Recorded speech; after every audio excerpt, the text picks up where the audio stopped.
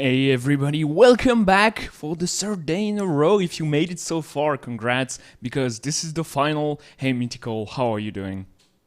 I'm doing good. I'm excited to see how this is all going to end. Some of you already know, and as always, we ask you to keep it to yourself. For us who haven't seen yet, and act accordingly, surprised and amazed when everything incredible happens. This is day 3. Yesterday, we said goodbye to KTH, Jant, Lilia, and Ghost Death, finishing, I guess, all tied in 5th, I guess, is how I want to group those players together. 4 moved on today.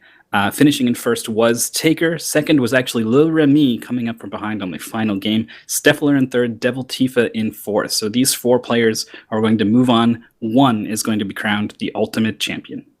So how many weeks of practice is that? That's about 17, 16 weeks of practice and grinding since early February. We announced all those 10 games with some weird categories or official ones. The players already submitted their PBs on speedrun.com, and nobody knew exactly how to speedrun those games and how to chain them together. And some players did a fantastic job at learning fast and staying on top. Taker got ahead of the competition from week 2 and never stopped, and he's presented as the very biggest favorite. And Leremy actually was at the other side of the spectrum, did not speedrun beforehand, like coming fresh early UD7 and finished on the ninth place during the grand finals and qualified for the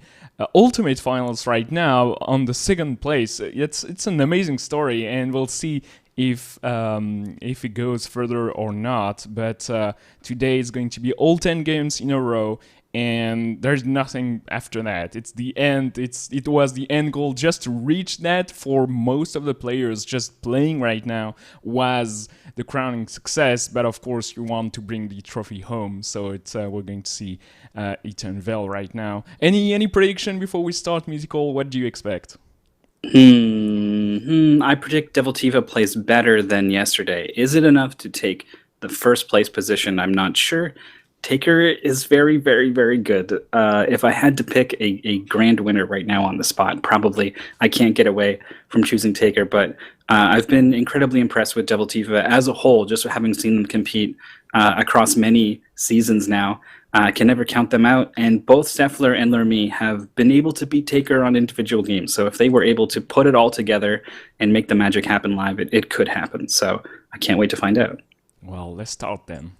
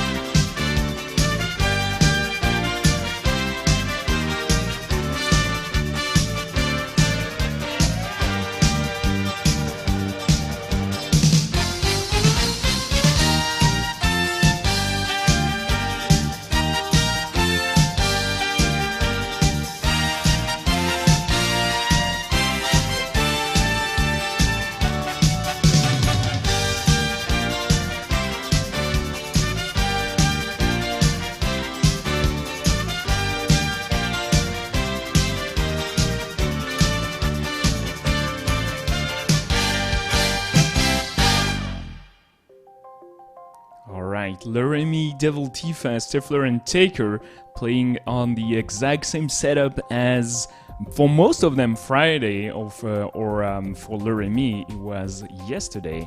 And it's pretty full on their player card. They know exactly how to speedrun all those 10 games. Yeah, absolutely. I think the thing to really pay attention here is that Devil Tifa, Steffler, and Taker all have a fair number of silver stars, but also some gold stars. There were some tournaments throughout the season where they finished in first, and Leremy not such. They came in not necessarily late into the season, but they started to get really good late into the season, and they got so good so late into the season that I was shocked actually when the last time I had seen Laramie, they had finished ninth in grand finals, and then I took a look at the leaderboards to get a feel for what the players were, maybe write down some stats and stuff, and saw Laramie like second place on the leaderboard, and I was like, oh my goodness, the work Laramie put in after grand finals is crazy. So does not have the star from throughout the season, but absolutely has the skill to compete with these three other players. Very, very few games where at least one of those four players don't have a gold star either in grind or race. Out there somewhere is up there with Neo Turfmaster, Lawnmower. Everybody has a gold star somewhere. Mega Man and VVV actually are missing, just lacking just a little bit. So does Trackmania. But except for that, we actually have the best runners almost individually on those games as well. So it is the season. UD7 was the season where the player got the best, I think, at running the game, and it shows. The races are super close, and it's very, very impressive to see how good they got actually at every single game. Iraq especially was very, very impressive to follow, as the world record was above 15 minutes when the season started, and it's now at 11:16, I think, when the final took place, and it's actually now at 11:03. But first, it's going to be Out There Somewhere. It's not the easiest game to start with, to be honest. It's showed yesterday and on Friday that if you have a good start, it sets you for a very, very nice pace throughout the entire decathlon.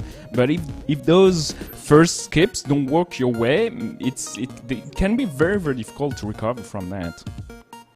Yeah, I think having the first game be a difficult one can be an advantage if you're the kind of player who needs a bit of time to adjust to a new game.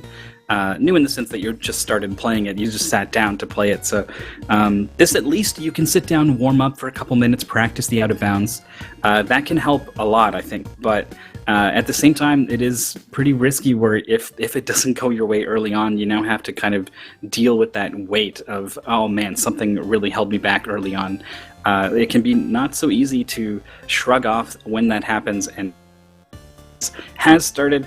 Everyone is just going to go ahead and kill themselves immediately. You can play out this intro shoot 'em up section for quite a while actually, but it always ends with you crash landing, so the speedrun wants to get over as fast as possible into the tutorial section, mashing through these text boxes, annoyingly timed, almost like every time you want to do. But the players are, they've accepted this fact and are playing around it. Alright, we're getting very, very fast, and the first out of bound, all the players are tied and getting ready to set up for that double jump.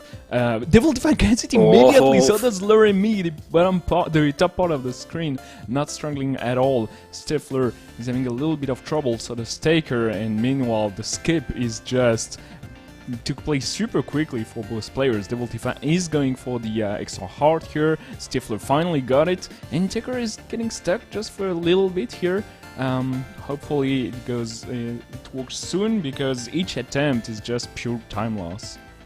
Yeah, it would have been faster to have not done the skip at all at this point. That point happened sooner than you think, but players did feel comfortable enough to do this even during a high-state situation. Taker finally abandoning the trick here. At some point, you just feel like, I can't, mentally, I just can't do it right now. So if you decided to go for it before, it only makes sense to keep trying, I think, but this is an admission of defeat, at least on some part. Not how you want to start, but Taker is probably one of the players I would count on making a comeback with the other 9 games. For now, Devil Tifa and Laramie, and Steffler are the 3 leaders here. Devil Tifa is the first one to reach the city, going to be the first one picking up the Gauss gun, going to be breaking some blocks and maybe shooting a couple enemies, but are mostly interested in that block breaking. I don't understand how Devil Tifa saved so much time compared to Laramie, considering they both got the skip first try. But here they are with 3 hearts, living out the city and going for some teleport portal jumping. The Lycan portal, your momentum keeps on going after you teleport, and all the puzzles and the physics is based on that. All the skips as well. You also have the blue, red, and green beam. The green beam shoots your projectile upward. So you, Devil Thief, I'm missing the skip here, and recovering nicely. The deaths are not too costly in Out There Somewhere, but weirdly enough, the time is, you only lose time in Out There Somewhere. There's no place where you actively save time, and every single jump, every single skip is just an opportunity to lose time if you miss it, and you're expected to perform perfectly on every single jump. Steffler jumped out there and didn't like their approach, thought maybe actually doubled back to the ledge, kind of cutting their losses before jumping again. Everyone, I would say everyone, maybe a bit of nerves getting started here, but Devil Tifa has had an amazing start so far, already in the tower at 316 here, has begun climbing.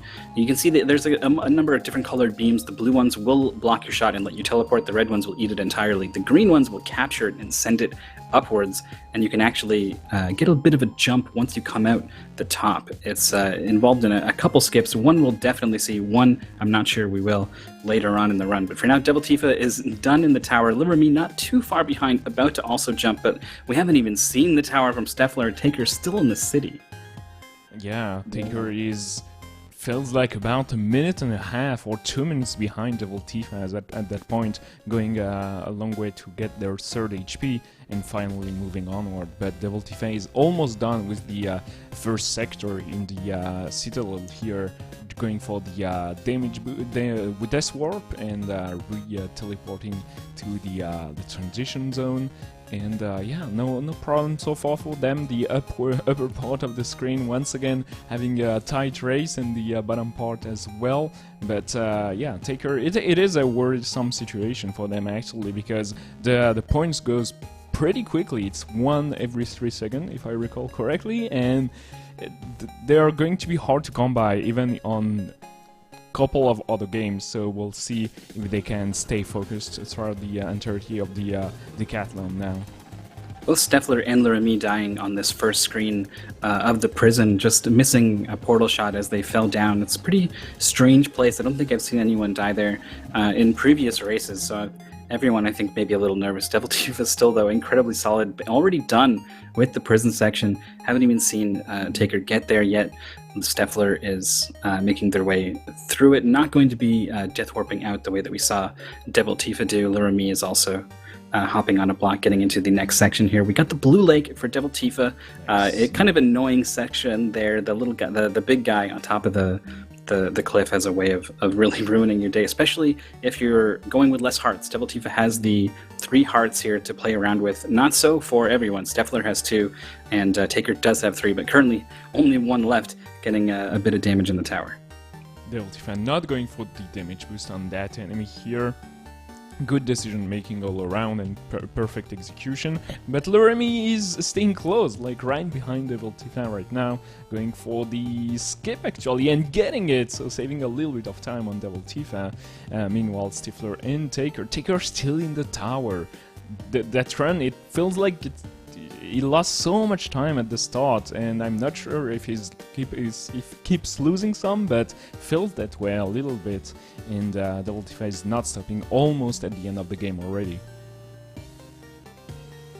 Doing the kind of final ascent here. You have just enough time to touch the floor before your projectile crosses the screen, lets you do one final jump. You get a look at the boss there, but he's going to take off, get inside his capsule, kind of Dr. Robotnik style, I guess. And like a lot of Dr. Robotnik forms, you can totally lock down the boss if you know what you're doing. 3 shots to the right, 3 more to the left, and that's going to basically get the boss under... Oh, no, the projectile does come out. Devil Tifa has to adjust just a little bit to make sure that it doesn't hit him. Nice job there. The fight now under control. You can shoot before you jump, and the shot goes under, and that can mess you up pretty good. The boss will go up out of reach, shoot a big laser. It actually costs you like maybe 6 or 7 seconds or something. We did not see that happen to any of the 8 players in the first... in the semifinals. Did not happen to Devil Tifa. Just has to mash 6:21 on the timer already. We're not going to get a look at the... Okay, we are going to get a look at the finish. This is going to be a 6:30. It's so close. Yeah, 6:30 on the dot, actually. Liverme is almost done as well, mashing through, and with a 6:35. I think that's better we've seen from the semi-finals, actually, from anyone. And the Laramie and Devil Tifa taking the lead by quite a margin here. Stifler is on the final ascension, and Taker is still making their way through the game. Definitely faster than the times we saw from these players in grand finals. 7:06, 7:21, 6:55. Except for Taker, we got a 6:31. This is the polar opposite of today. It really is just that kind of game. The skips really are that hard, even when you are as practiced as these players and as Taker is. Steffler now into the boss fight. Taker still has quite a ways to go. Boss fight going well for Steffler so far. 3 more to the left, 1 more, and that's going to clean that up. The lake. Yeah, the lake is a very, very annoying part, and Taker is getting stuck. I think the mistake at the start, the decision to go for the RF bound was taken super late, and now they're struggling everywhere. Like, they're a bit phased out of the game, sadly, and it shows. Thankfully, there are still 9 games to recover from that, but still, meanwhile, Stifler is finishing with a 7:51. Lots of time loss, even with a slow skip at the start. The remainder of the game was not done perfectly, and Taker is going all the way around the green beam here. That's something we've seen on almost every single player screen, trying just the once for the skip or not even, and then going for the way around. I wonder, we've seen Taker be so dominant throughout the season, and so they've never really had to play from behind before. They've always just been so good that they start out at the top and they keep going and they stay there. So I guess we'll finally get to see if Taker is a player who can recover from mistakes like this, continue playing their best the way that they know they can, and start to make a comeback. This is going to be a lot of points lost in game number 1, but Taker has typically beat his opponents by at least 20 points, if not more, by the end of a decathlon, and he's not going to be 20 points back in this one game. So definitely not out of it yet. Just needs to have that sort of that mental fortitude. It's showing good signs right here, having this boss completely under control. Yeah, nicely done. 9 minutes on the timer, going for the light orb, and the final mashing is getting ready to be done, setting up while climbing, and here we go. Yeah, that's very fast. The mashing, actually. It's so strong. It's so smooth too. Like, it's so consistent that you can see it flow as he moves up and down. Very impressive.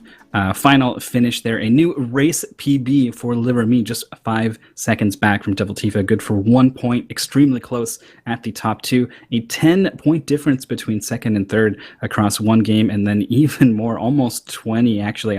I said it wasn't going to be 20 points separating Taker from Devil Tifa, but I was wrong. This is a huge gap for one game.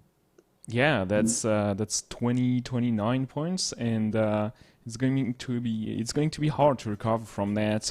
But there are 9 games, and Taker had 27 points of a lead over Laramie during the semifinals. So don't count them out. They have only very strong games. Like, there is not a single one that can be counted as a weakness.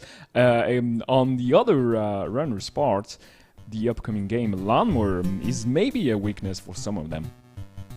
It's a weakness for anyone if it decides to be. There is sometimes, no matter how good you are and how prepared you are, a Lawnmower can get the best of you. We saw it was a big problem for Devil Tifa and for Lilia in the semifinals. So we'll see if everyone is able to wrangle this ridiculously fast, impossible to control Lawnmower in this incredibly punishing game. It is probably the most exciting game to watch. Definitely for me, but I think in general, I think most people get pretty excited about Lawnmower. It can all just go so wrong at any moment, so you're just waiting with bated breath. Yeah, it's going to start in 5 seconds, and the runners are probably a little bit anxious at that point. Everybody is coming fresh on that level 1. Stifler had an amazing time on Friday, so let's see if they can replicate that. Devil Tiffin got stuck on level 10 for the longest time and finished with over 10 minutes. And Loremi had a very bad lawnmower as well, so on the upper part of the screen they're going to try their best not to replicate that. Slowing down a little bit to do these little jut-ins between the flower, mowing all the flowers. That's too many flowers mowed. Even if the fuel can spawned right on top of them, I think that might have been it. So gonna have to redo level 2. Thankfully, a very short level, so not the most costly of deaths. So you can see a single death can cost you up to a minute, as we saw in semifinals. So for now, only a little bit behind Steffler, mowing as much grass as they can here on Lawn 3. The introduction of the rocks that take a third of your fuel bar if you go over them. I say a third, but it feels more like a half, honestly. You can barely survive going over 2 rocks if you're extremely lucky. But usually that is a death sentence. Yeah, 2 rocks, like 4 flowers, is almost immediate death. And 1 rock is manageable, to be honest. 1 flower is almost no problem. There are a lot of strats that involve actually actively cutting down flowers. Very nice round by Stifler, doing the exact same thing as they did 2 days ago, and still very strong, starting level 5 in first place here. And this is where the issue starts to come. The rows of rocks can instantly kill you, and the level is divided in third, and it can be tricky to navigate between the left half and right half to get your fuel cans. Stifler had a completely blank shot here, had to just go back to get the fuel can as it spawned, did not cut any grass, but still in first place, Devil Tifa finishing right after them. Devil Tifa struggled a little bit with one. The top left corner actually had a flower mode, but finished really strong. There's a moment where you know that you can mow the 4 rows on the right side of this lawn around the flowers if you get there with the full can, and so Devil Tifa found himself exactly in that situation and wisely did not get the that's a rock for Steffler, but able to recover. It's so common to touch a rock in this ridiculous lawn number 6 like Steffler just did, so the players I think are pretty oh no, you cannot get to the fuel can over that rock, not quite able to jackknife around it. That puts every other player ahead of Steffler at this point, dropping down to 4th. Devil Tifa still in first, most of the lawn done and most of the grass remaining on the outsides. Oh, this is going to be a pretty quick clear here.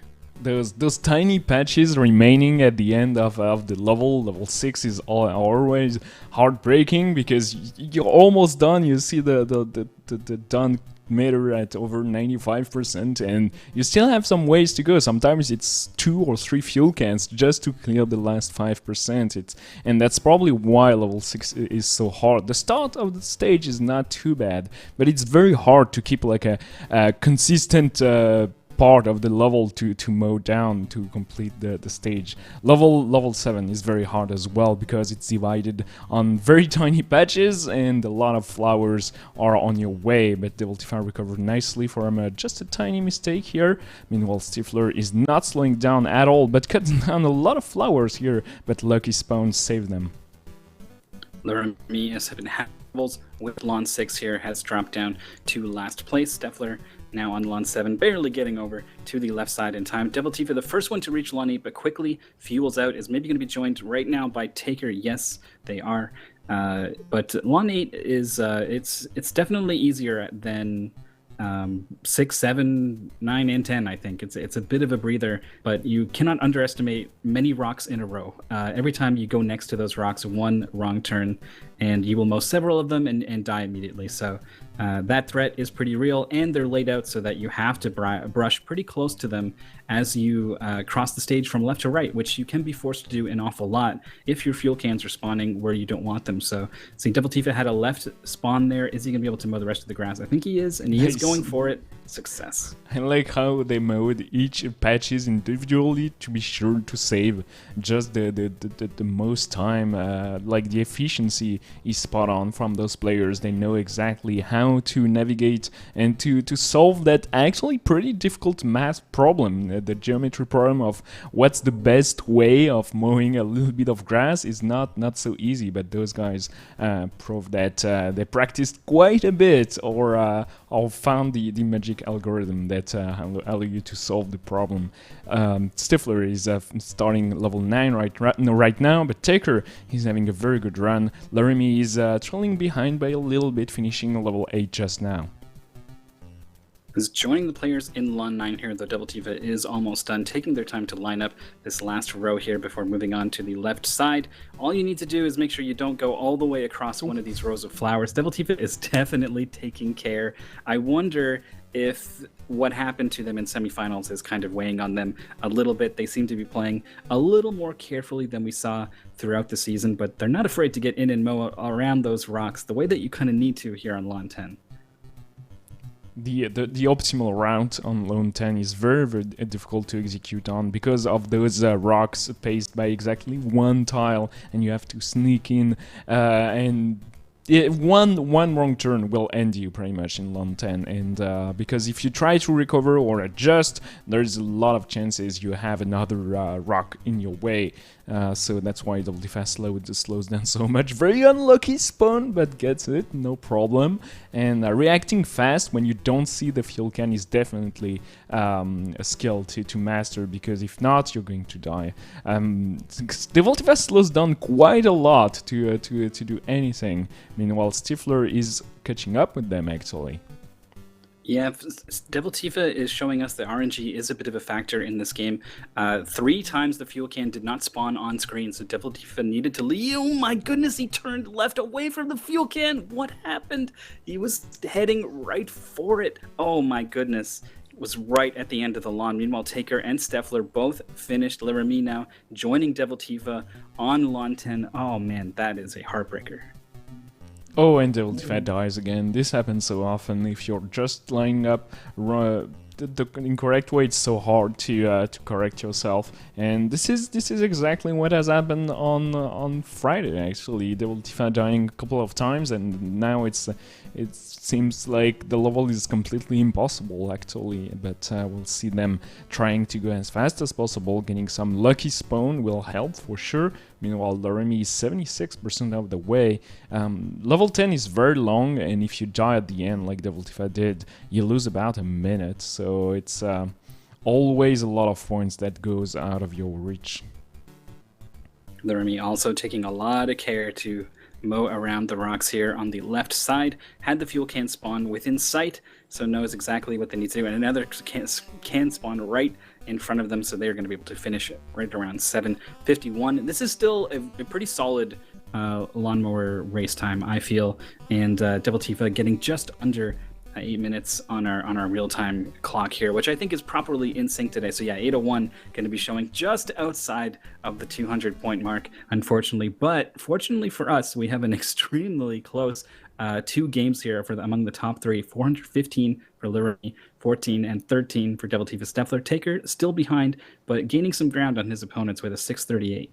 For sure, Lawnmower is going to help, and the next game that is probably where the points are the hardest to find. Trackmania 2, you cannot save 5 points on your opponent. It feels impossible, and we'll see what happens. Laramie and Stifler both got PBs on their semifinals, so the time difference between the players is even shorter than before. Next game is going to be Trackmania, and like I said, picking up 5 points is 15 seconds in this game. We might see a difference in PBs of maybe 15 seconds because Taker has pushed the game low. But realistically, races are very close in this game. Just to the nature of racing games, it only takes so much effort to get a pretty good run. But the ceiling is sky high, really. You can always go just a tiny bit faster, frames faster, fractions of seconds. But it's just so much effort to fight for it, and when you've got so many other games to worry about, it only makes sense to aim for. It turns out the sweet spot seems to be around 1150, 1145 for the top players. I think is about where everyone's PBs ended up. Anyway, Trackmania is a fantastic, very silly, crazy loop-to-loop jumping off of ramps, boosters. Your engine cuts out on some tracks. Really fun stuff, but it has a lot of depth to it. Ghost Death actually got the weirdest death yesterday, and because of those engine not working on certain part of the tracks, the game is super intense. It has a lot of depth. Your movement can be super precise, and it's all about reading the tracks correctly and getting the perfect angles and ways. Not like Devil Tifa banging on the wall on the very first map. BO1 is actually pretty difficult with that mix of dirt and concrete. The actual road will your friction will change, and the way you slide is going to impact your speed and your movement, and you have to be pretty experienced to maneuver those angles like Loremi or Devil Tifa just did. Taker trailing behind just a little bit, and Stifler had a pretty bad first map. Yeah, when you go over the jump and you don't cleanly get to the top of the ramp, you know that you didn't quite have the speed that you should have if you were going for a top time on that track. So just kind of getting rocked around a little bit and losing even more time, unfortunately. But it's the kind of thing that you can come back from. This is you can have some pretty bad things happen to you in this game. We saw that happen in semifinals, like you said. So Stepler definitely not out of it yet. Track 2 here basically has that one sharp turn with the booster on it. Looks like it was handled nicely by all the players so far. Steffler as well. Very close, still heading into track 3 with the vicious jumps to the finish that have absolutely ruined a couple people throughout the season. Yeah, the weird maps, they don't make sense. No one's building racing tracks like that, but Trackmania has that arcadey feel, and you have a lot of acrobatic places like those stairs here, and if you take it wrong, you will get banged up and lose a lot of speed, or worse, sometimes we've seen the players land on upside down and not recover from that. But no issues here for Devil Tifa, Loremi, Stifler, or Taker, all making very good progress. Taker actually was a little bit behind after for the first track, and he's catching up right now. Engines cutting out there. The texture is a little different than I'm used to because of an update that happened like on the day of the event, actually. So gave the organizers some amount of grief, certainly. But the lightning bolt with the X through it is your engine being cut off as you go through that section. Really high speed finish here. We saw, I can't remember who it was, but they went through the exit upside down due to getting rocked on the sides of the banked edges of the tracks. Everyone getting through it cleanly there. Moving on to track 5. It is a multi-lap track entirely on dirt, which means that it's a pretty difficult track. Yeah, you want to be at the closest to the edge of the road as possible all the time to save your speed. Devil Tifa taking the jump at 280, so does Loremi, a little bit slower. Taker with a very nice jump, and Stifler is having a little bit of trouble, more than what we're used to see on their part. But still going strong. That turn on the dirt here on the down slope is very difficult to take, because if your wheels stop touching the ground because you go too fast, it's over. You cannot brake anymore, you cannot turn, and you want to keep the traction going, and it's all those elements you have to take into account when you go for BO5, and the multi-lap track are the harder to get the very best times. Yeah, having to execute for a longer amount of time just leaves more time for you to make a mistake, is basically how that goes. But even one lap, I think this track would still be quite difficult. With the dirt turns, there's always the risk reward that we've harped on all season, but it really is a big factor when choosing how you're going to take your lines through this course. A very good turn there for Devil Tifa, actually 286 going up into the jump. But you want to go on the outside of these dirt turns. The banked track will help you turn. Very nice turn there from Devil Tifa.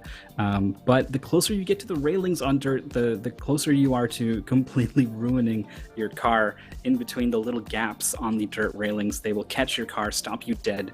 They're totally menacing and to be avoided, but at the same time, if you want to go faster, you gotta cozy up next to them as much as you dare. Most players seem to be pretty, just totally fine avoiding them, going down the middle of these roads, accepting a little bit of time loss for that safety. But on that turn, Devil Tifa took it really wide, and I don't know if it was accidental or if they're actually just choosing to be more aggressive. Yeah, I'm not sure. Devil Tifa is losing a little bit of time compared to Taker. Laramie had a very, very bad turn and stay into the railing for the longest time here, actually getting almost passed by Stifler. So Taker and Devil Tifa are very close together now, and BO7 is not the hardest one. There's just one single jump you have to practice right at the end of the track. Except for that, it's all about following the road and getting ridiculous speed to go through those two loops here. Yeah, this is the loop-to-loop is fairly straightforward, but I feel like it's raised in the middle. My car always wants to veer to either side, and so you do need to be a little bit mindful, but you do come out of the thing with a ton of speed. It can be very hard to manage. Laramie is going over this turn with 350 on the speedometer, going to be crossing the finish line at 400, exactly where you want to be. Very well done on that track. Stifler, not so much, only getting up to 360 at the end. The speedometer in the bottom right corner can kind of give you a clue as to how well a race or a track is going for a particular player, because it can feel invisible, the time loss, but the story is told by the speedometer. Yeah, it's a very, very good way of learning, actually, trying to keep your speed and replicate the speed you see on certain parts of the track. Very, very nice turn by both Taker and Devil Tifa. Taker is almost passed now by Taker, and Laramie and Stifler are trying to catch up, but it's very, very difficult. Those two runners are not stopping for anything. 09 here is a very, very difficult one, with mix of dirt and concrete and an umbrella at the end that totally stopped Taker 2 days ago. So we'll see what they decide to do right at the end of the track. Devil Tifa getting bunged up and stuck in the tent here. Okay, finally maneuvers around, but getting passed by the silver medal ghost here. Oh no.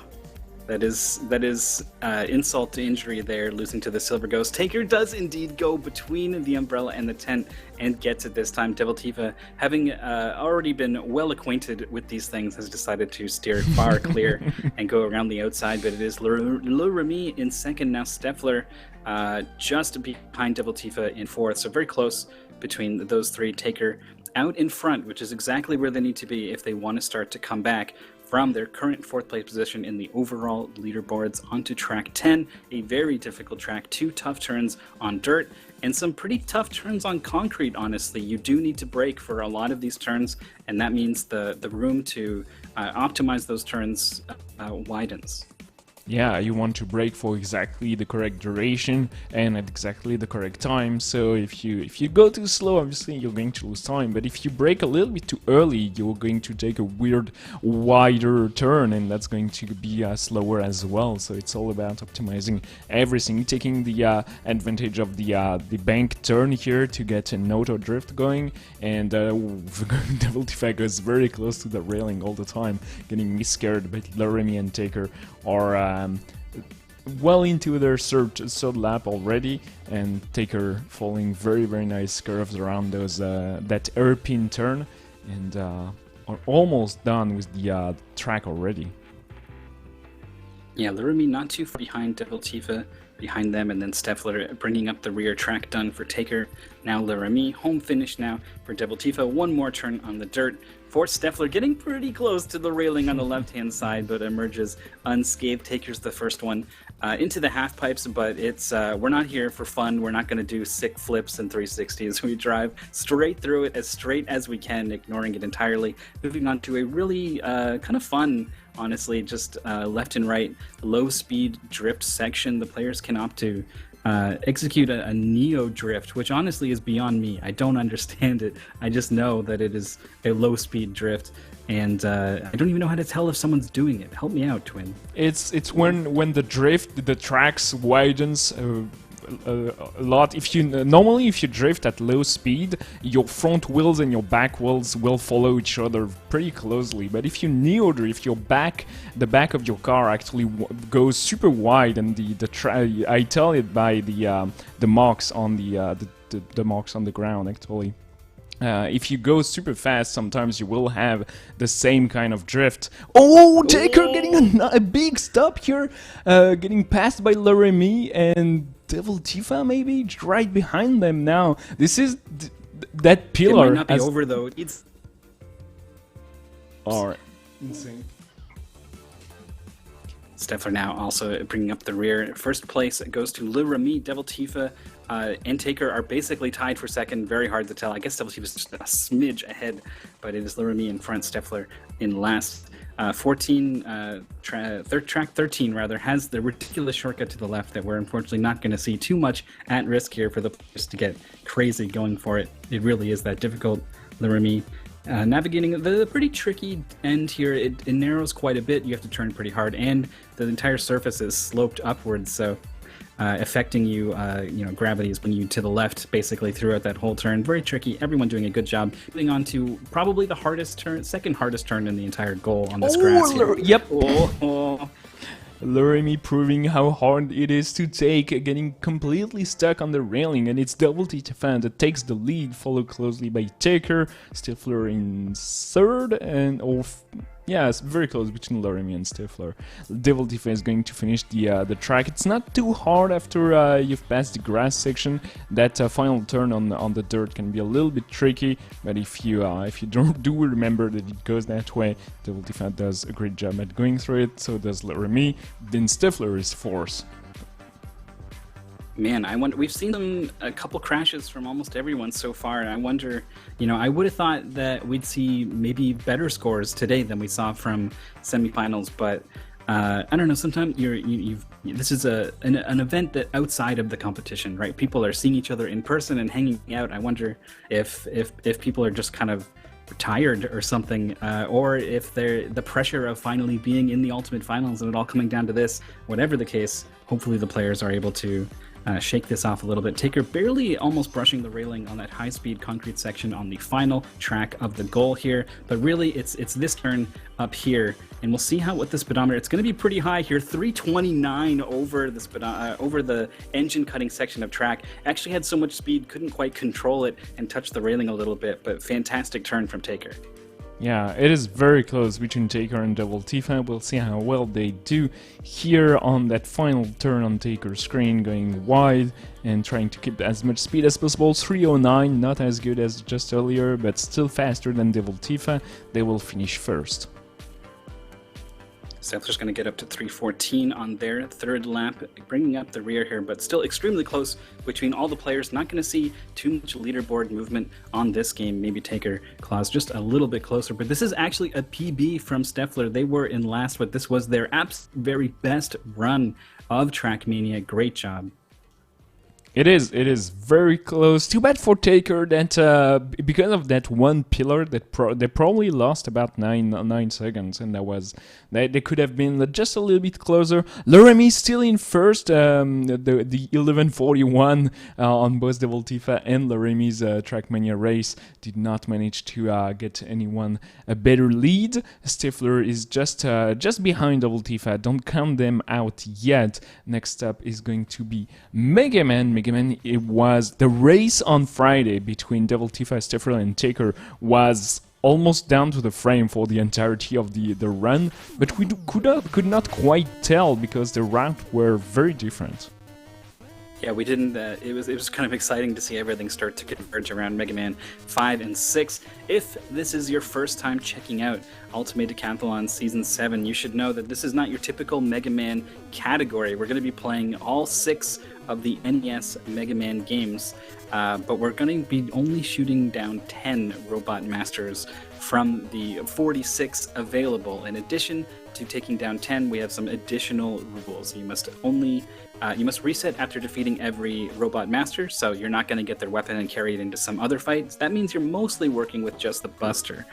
There are Mega Man 3 and 4 you could use Rush Coil because you start with it, but we might see some players grab an E-Tank or two with Rush Coil, but probably everyone will stick to their regular Buster.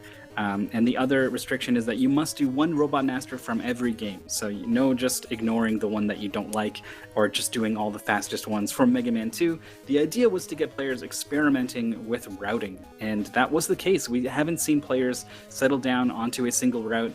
Even to this day, they'd be the only one going to Magnet, and I think probably Steffler is going to go to Air, and some players won't. So it is a really interesting category, and it's going to be happening in just a little bit. As to who is the favorite here, we can take a look at the PBs. Taker had just a little bit ahead of Devil Tifa, but both of them had an advantage over the other two opponents.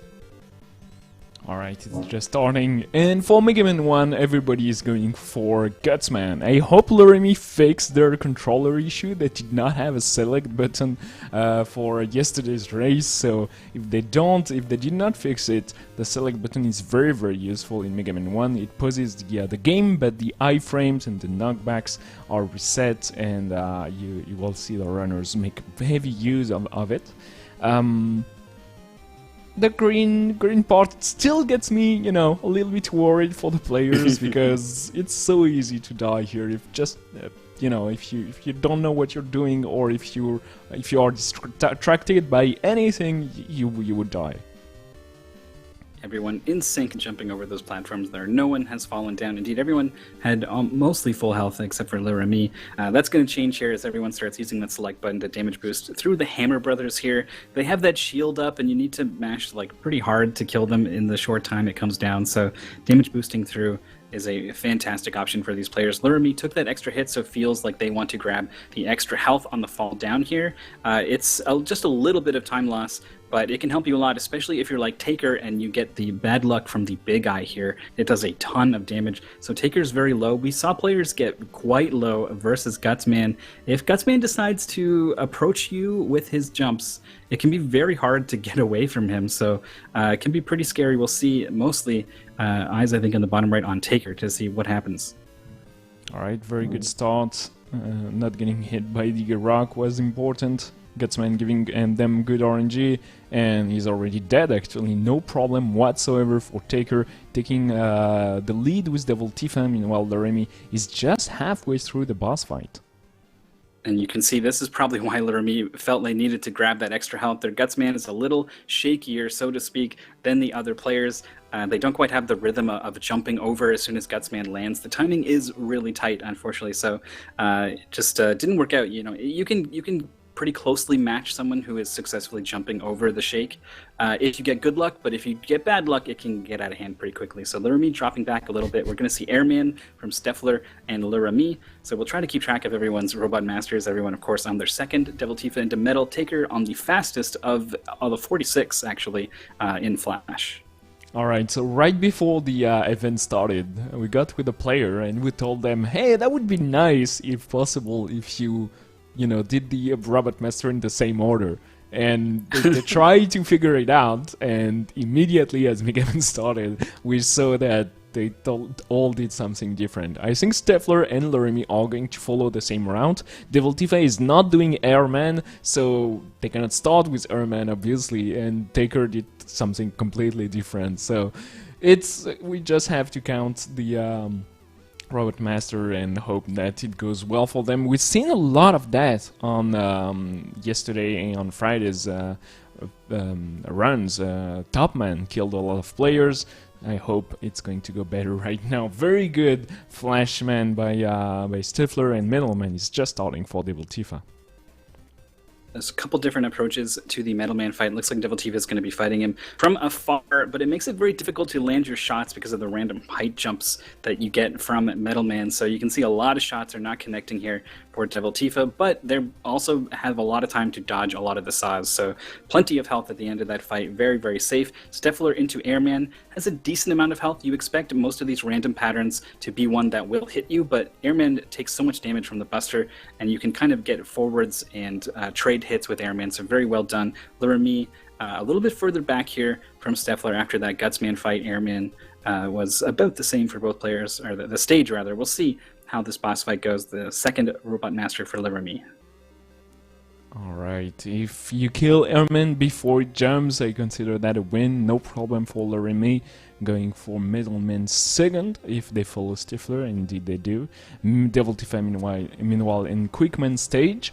Quickman is not too bad if you know how to dodge the quick beams, but if you know the patterns and you remember to hug the right wall here, you will have no problem to be ahead of the curve. You don't have the flashman weapon, so you cannot stop the time here if you're used to that. That's a nice and convenient way to go through the section. Laramie is not going to get hit by the spike here, low on health. You want to pause there to extend your jump to get over the drill, because pausing will reset your vertical falling speed. It will kind of let you jump a little bit further. You'll see it definitely in Bubbleman later on. But if you're in that menu anyway, why not use that menu to also use that E-Tank and refill your health? So it does mean that you do have to get very close to a drill that will kill you if you touch it, but it's players just willing to take that risk. Nice middleman fight there for Taker. Very quick, very aggressive. Quick man fight now for Devil Tifa. We'll see if this is as quick as the name suggests. Good pattern here, able to hit him a couple times in the back, and now you're dancing. You're nicely done. If you have the correct opening and you react accordingly, the fight goes so quickly. But if you don't know what you're doing and Quickman starts to shoot boomerangs at you and jumps on top of you, it can be a nightmare actually. Stifler doing a good job at manipulating the middleman here and kills it very quickly. Super fast switch and reset back to the start of the game, launching Quickman just now. Meanwhile, Laramie starts their fight against middleman. Also opting to play from the left side of the screen, but not landing many of these shots. This is the downside of this strategy. Getting a little closer here, maybe getting frustrated that they're missing their shots and taking a lot of hits in return. Meanwhile, Bubbleman zip successful for Taker. Devil Tifa executing on it now with repeated pause presses, resetting that vertical speed, letting you go very far over to the right, enough to get inside the ceiling on the next screen. Tap A and then left a couple frames afterwards. It is a little bit precise, but it doesn't take long to get it down, so it hasn't been a major problem for the players. But you really want to hit it. You zip through a very long, difficult section, and it's one of the reasons that makes Bubbleman an attractive stage for the players. So if you miss that zip, suddenly you'll have wished you'll have gone to Magnet or some other stage. Yeah, there are many good options in the route, and missing such a important skip obviously would set you back quite a bit. We'll see how well the fight goes for Taker. Bubbleman is known for lagging the NES quite a bit, so you hope for good RNG and good execution. Not missing the boss is a good way of doing so. Taker having a little bit of trouble, but Bubbleman is never the boss that's scary. If you enter with a good amount of health, you're not going to die. The only except thing if you're Lilia from the semifinals, who came in with low health and had a terrifying fight against Bubbleman, but with the health, Taker and Devil Tifa, no problems. Everyone in the same stage, no, Devil Tifa going to Flashman. Yep, Flashman is their fourth Robot Master for Mega Man 2 and last one, I think. Stifler is going to start Bubbleman just now, their fourth boss as well, but they will do 5, so does Laramie. And Taker is finishing by Quickman, I think, so it's going to sync up for Devil Tifa and Taker starting with Mega Man 3, but they will not do the same bosses on Mega Man 3. Once again, personal preferences and just optimizing the route to their the best knowledge, and you don't change routes. You don't improvise on stage on the finals. So you do exactly what you're used to, and that's why Laramie took that E-Tank that's helped them not die on Quickman. They did that exactly yesterday, and once again, it's a scary fight if sometimes it goes wrong. Yeah, it was not necessary for Laramie yesterday, but it absolutely was just there. They took enough damage that they would have died without it. So smart knowledge of their limits and playing around it. Really like to see little moments like that. Devil Tifa is going into the Flashman fight just as Taker is going into the Quickman fight. These boss fights on normal difficulty, at least, which is what the players are playing on, are both very quick. Looks like Devil Tifa is going to be the first one to beat their Robot Master. Taker needs one more hit, finds it. Very quick fight as well. Both players moving on to top man, very close together, both on very good runs, actually. Steffler not too far behind on their Robot Master, which is Bubbleman, and Lurami still about to do this zip here, trailing by about half a stage. All right. Top Man. Top Man is a scary one, but Magnet Man actually is way scarier to me, maybe because I don't know the stage so as well. But the magnets and the Yoku blocks and the Proto Man fight and the boss fight, actually everything is pretty difficult to execute on correctly. First, this is a mashing test and an execution test. Killing Proto Man before it touches the left wall is pretty difficult, but Taker does it all the time. But you actually can kill Proto Man before he even touches the right wall if you mash like crazy.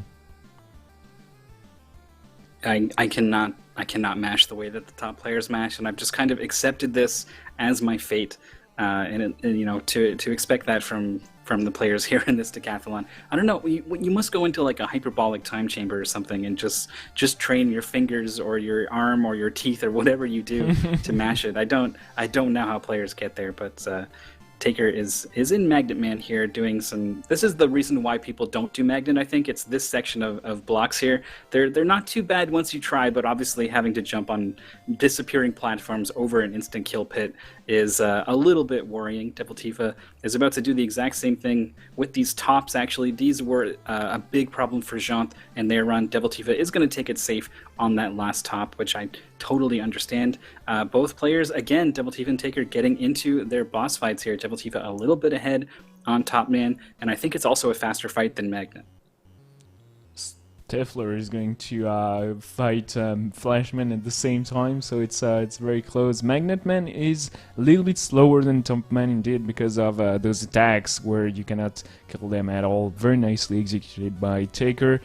Devil Tifa is going to start Fireman, and Steffler and Taker are exactly in sync, so the time difference apparently between Airman and Magnet Man is not that important. I kind of like Taker doing Magnet before top so that we could see that they were indeed synced in this way. Lurami is pretty low on health actually going into Flashman. If you're not on top of the first couple of shots, you can expect to get hit not just once but twice in the Flashman fight, so I'm a little concerned. Probably everything's going to be okay though. This top man race on the top half of the screen, while is very close. Cannot get hit again. Is Lurami? Oh, barely gets the kill in the bottom right corner. Moving on to join the other players in their 6th Robot Master. Devil Tifa in Pharaoh Man here, getting the balloon. The balloon will teleport you to the halfway point of the checkpoint and will refill your HP, so it's pretty nice to have that option. Meanwhile, on the bottom part of the screen, Steffler and Taker has reached a very impressive sync at the middle part of the stage here. Taker is having just a little bit better mashing and kills the cat just one jump faster than Steffler, and that's enough to take the lead here. Meanwhile, Lurami is trying to catch up to them, and Devil Tifa is trailing along, going through the Foreman stage. The Foreman stage has killed a lot of players due to those platforms and spikes here. Yeah, this is it's a bit of a concern. I feel like we haven't seen that in a while, so I hope things stay that way.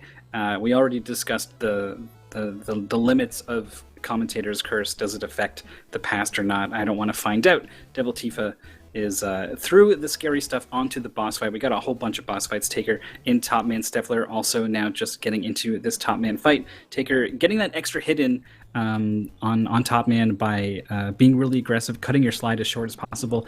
Not getting hit by the tops the way that he just did is very difficult and is going to be able to get the kill. Steffler needs one more phase. Meanwhile, Devil Tifa getting the jumping here from Pharaoh Man. You want to stay close to manipulate this to not happen as much as possible. Yeah, but it's still like we said that during the entire season, and that fight actually kind of proved us wrong. Was it superstition? Because Pharaoh Man clearly jumped 3 times right on Devil Tifa's face, even though Devil Tifa was super close. So I'm not sure. I don't really understand still the boss, the AI from the bosses in Mega Man 4, 5, and 6. To be honest, they're pretty weird and sometimes pretty mean. We'll see Devil Tifa start. Starman here. Starman is one of the 2 bosses we'll see of Mega Man 5 on their route. The Loremi, Stifler, and Taker will just have 1 boss to choose from between Star and Gravity. It won't be until everyone gets out of Mega Man 5 that we get truly synced up. I feel like it's going to be pretty close between Taker and Devil Tifa. Taker is now into the scary riding section over the spikes here. Thankfully, there's a lot of enemies. Like, even the platforms you're riding will shoot projectiles, so if you get shot by that, you will have invincibility frames on the spikes, and you will not die. Mega Man 1 will still kill you, but Devil Tifa could also leverage that fact on that section through Starman there, having to do the really tricky jump in low gravity, over some spikes, under some spikes, but everyone else is stuck having to use these platforms to survive. Loremi joining the players now in Pharaoh Man stage, very difficult first screen here, and Devil Tifa is going to grab the health here with all the Mets chasing him, lagging the game. Almost at the end of the stage here. You can, if you're not careful enough, you can fall to the spikes here. The very low gravity of Starman sometimes can get you with the spikes on the ceiling, but Devil Tifa nicely jumps over the enemy and moves on to the boss fight. So Taker is against Pharaoh Man, meanwhile Devil Tifa is against Starman. We'll see what's fastest, and whoever comes on top will have the lead. Taker is trying to stay as close as possible to Pharaoh Man, but Pharaoh Man jumps quite a bit. Come on now, stay still! Oh, this is ridiculous. It's becoming a problem. He is very low on health. It looks like finally Pharaoh Man is going to settle down, except Taker retreated, was sick of getting jumped on, and decided to take matters into their own hands, try to dodge the attack. It gets the kill. Steffler as well, Devil Tifa as well. Moving on to Gravity here. I thought we were going to see Gravity from everyone, but Taker is going to Star as their Mega Man 5 choice. Steffler is going to Gravity, and the Remy still needs the back, barely catching the ledge as the platform fell there. The final section of Pharaoh Man here, so lagging behind the other three. The other 3 very close. Yeah, the Starman and Gravity Man are almost exactly the same length. Gravity is maybe just a little bit faster, but Taker prefers the boss fight of Starman, so that's down to personal preference at that point anyways. We'll see how well Pharaoh Man treats Loremi right now, but yeah, just Pharaoh Man wants to jump today. It's crazy. It's the worst RNG we've seen on that boss fight in a while, and it's causing problems. Actually, Loremi's health getting a little bit concerning right now. They cannot be hit anymore. Ooh, okay. Oh, this is tough. Oh, so tough to get to just jump straight over Pharaoh Man. I'm not sure if it's even possible if he's up on that ledge in that way. Did not work out.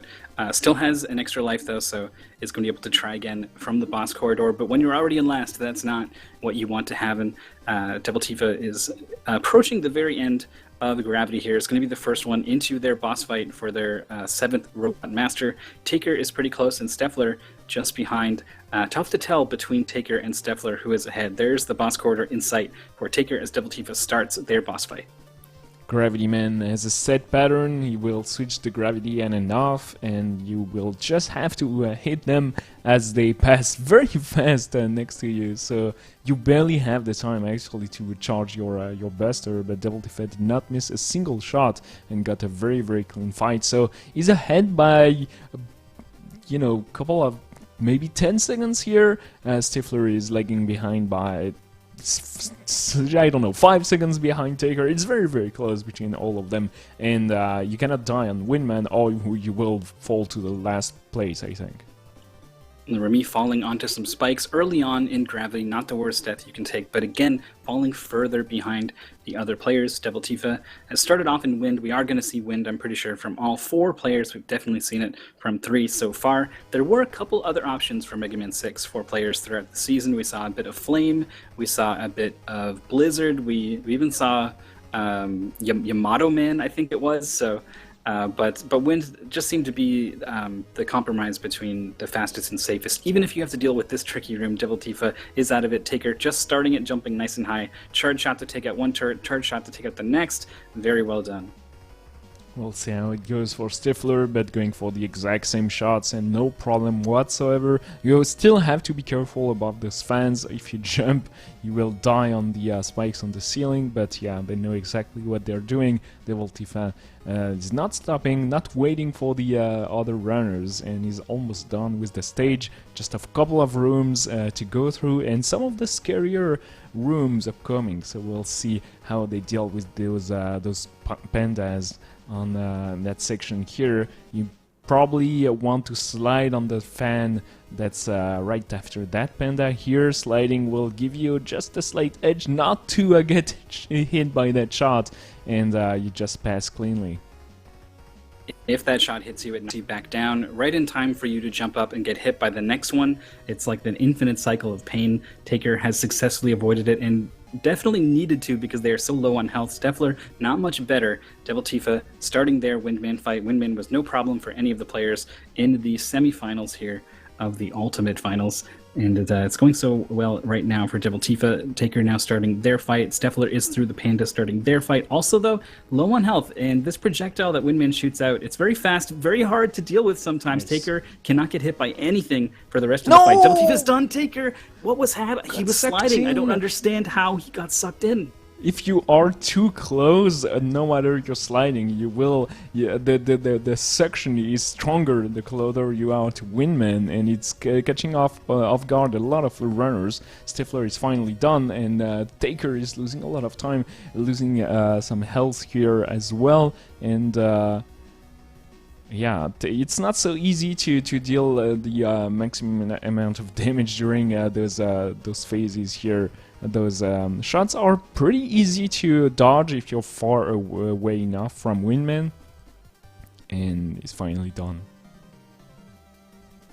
Yeah, once you're very close, it's all over. But I feel like I saw him sliding from further away and still wasn't really getting any traction. But I don't think that there was like a malfunction or anything. It's just the way it goes sometimes with Windman. So Taker's going to finish in third in this race. They need to start finishing in first if they want to start making up this ground. They are extremely good at every game, but there are only 6 games left, and still 20-ish points separating Taker from first. And we'll take a look at the leaderboard when it's all said and done, because Lurami is definitely going to be dropping down at least a little bit here. Halfway done with Windman through the tough stuff, still has a lot of health left, and is moving pretty well here.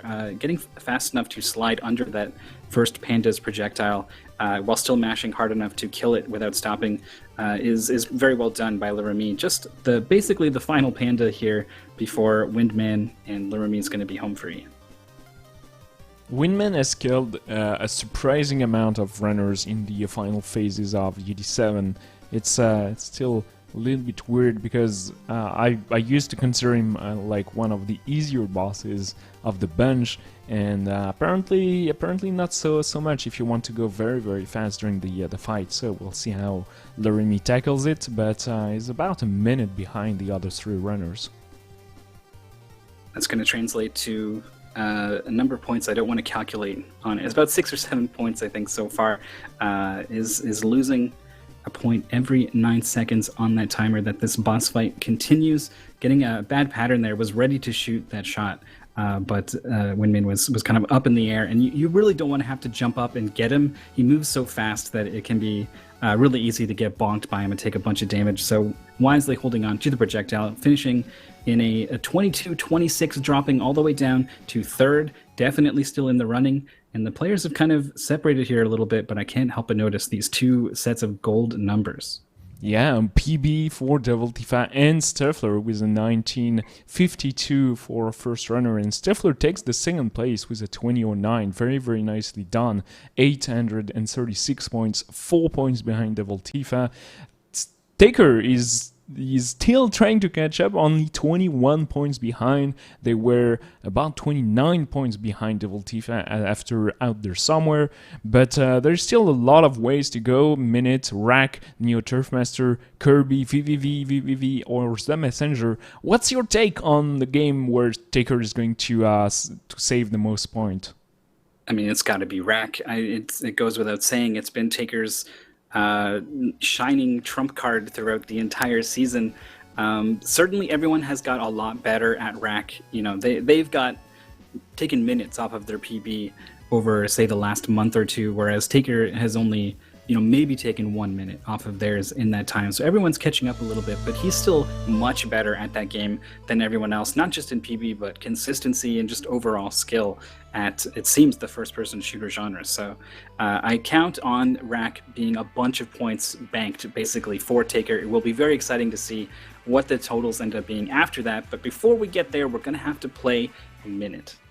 Minute is a nice adventure game, a top-down Zelda-like game, clearly inspired, and the twist is that you are going to die every 60 seconds. So every minute you have to accomplish as much as you can to make the story progress. And during the speedrun, what it translates to is a very, very tight route, a very minimalistic approach. It's very close to a low percent run, to be honest. You just do exactly what's mandatory to beat the game in about 7 minutes and 5 seconds if you're Devil Tifa during the semifinals. The PB of the runners are all around the 7:30 mark. It's going to be a close race unless some weird stuff happens. We saw Ghost Death forget to pick up the flippers. I guess maybe they killed themselves just before picking it up and tried to progress through the mines without it and couldn't understand what was happening. Cost them probably more time than any single death will cost you. We also saw Lilia lose some time getting stuck in the dark room, which is coming up just down here. The players are skipping the flashlight power-up that normally lets you see in the dark. They are navigating blind. They have a bit of audio to help them, and they've all successfully done so. Yep, no problem for them. Laramie is in the lead, followed very closely by Devil Tifa, Stifler, and Taker.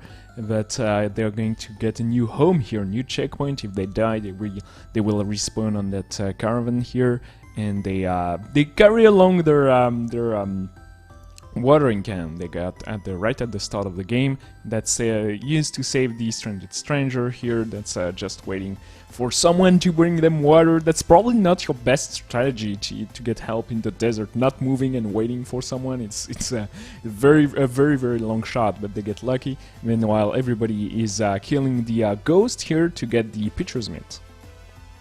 This is going to let you catch a sword that you throw, and for some reason also boomerangs back to you. So being able to throw your sword is useful in a couple situations. It does let you progress through a particular part of the map, but we are going to be taking a different route through the overworld. And for that, we're going to need a couple more things. We're going to grab this gardening glove that will protect us from splinters, so now we can chop down trees with our sword. The next upgrade we want to get is some coffee that will help us push boxes. Just stay with me. Minute is this kind of game. In order to do this, the guy with the coffee just doesn't like crabs. I don't know. He's got a vendetta against these crabs. So we got to clear them out using our sword throw actually cleverly here to just optimize a little bit in how we take care of them. I took my eyes off Laramie's screen, and for some reason they were set back a lot. I think they forgot to take the house here and died, and were sent back all the way to the caravan. So that's almost a minute setback. So that's a lot of time lost, and everybody is past the crabs and progressing towards the sword factory. Meanwhile, Laramie is still trying to kill all those enemies to get their coffee and keep on progressing. Taker in front, followed very closely behind by Devil Tifa. A bit of a gap between Devil Tifa and Steffler. Normally I wouldn't say that about pretty much any other game, but this game really is just so short and optimized that it has quite a bit of work has gone into Devil Tifa getting the gap that they have between them and Steffler. The Leaf Gang here is a bad crowd that a friend of ours has run in with, so we're going to take care of them with brute force. I don't know if we're truly better than they are resorting to such drastic measures. But he's fine now. He's going to go back to the hotel. We need more hotel guests for the owner of the hotel to open up the pool so we can go up there and get our flippers to let us progress. So a number of tasks need to be taken care of all around. Lurumi actually hitting the poor guy, but he can survive one hit. So nicely done by Lurumi. They're all progressing well, but Taker in the lead going towards the caves.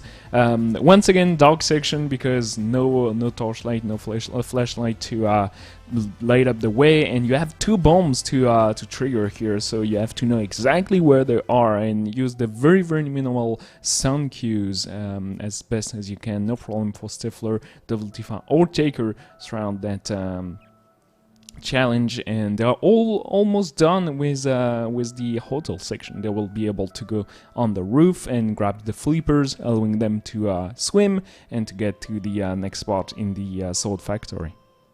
Flippers successfully grabbed for Taker, Devil Tifa, and Steffler. Lurumi in that dark room gets 1 explosion, and I always get a little bit nervous. Okay, it's fine. Finding themselves in the little bit of light you have on the left of the screen. If you really get lost, you can use that to help you, like Lurumi just did. Blowing up the second bomb, they are safe. When that second bomb doesn't blow up, I start wondering if it's because they died and the message is about to pop up that you died any moment now, but looks like everything is fine for Lurumi, except for the fact they are trailing by a good, 30 seconds at least here, as everyone is pushing boxes in the factory. Everybody is doing the exact same thing in a very mesmerizing ballet, and everybody is done. Taker is past the caves once again through and going to the second half of the factory where the sword handles are made. We could just run past the final boss here, but first we have to shut down their business. We're going to push all the buttons here to stop the machine going, and then with that life we also want to do the next step. So this is a very tight one, and you don't have time to procrastinate here. You have to go and keep on moving as fast as you can, and if you lack a little bit of optimization, your movement or your button triggering, you can actually lose here. So it would be a minute lost if you don't make it on time, but no problem for Taker. Stifler is just flowing not too far behind, and Devil Tifa is almost in sync with Taker actually. Yeah, Stifler lost a little bit of time on that section. You can take a look at the top corner. The timer counting down to your death can be used kind of like a split timer, I guess. Taker and Devil Tifa both had just 9 seconds left on it. Stifler has just ticked over to 7, so a little bit more than a second behind on that one section there. Those seconds add up. It's the reason why the record is as low as it is. You know, this is a very simple game to learn to speedrun yourself, and you'll probably finish under 9 minutes, and then look at the record and see it's 7 minutes and not understand what happened and where did those 2 minutes come from. And it's because of little seconds here and there that can be very hard to detect. Taker is going to be the first one, has plenty of time to initiate the cutscene here to start the boss fight. You want to make sure you have enough time on the timer to let this cutscene play out, because the checkpoint is afterwards. Taker is killing half of the sword of the first phase here. The last one is done by throwing your sword, and it's pretty cool optimization that came in pretty late actually in the UD. The second phase has those blinking sword that shoots more swords at you, and the one that will be the light up is the furthest away from you, so there's a little dance going on. You want to be a little bit lucky or manipulate the sword's movement to save time. Very close between Devil Tifa and Taker through that second section. The third phase starts on Taker's screen, and it's going to start very soon on Tifa's. Tifa doing a good job of at least grouping 2 of the final swords. Stifler also has 2 swords grouped here.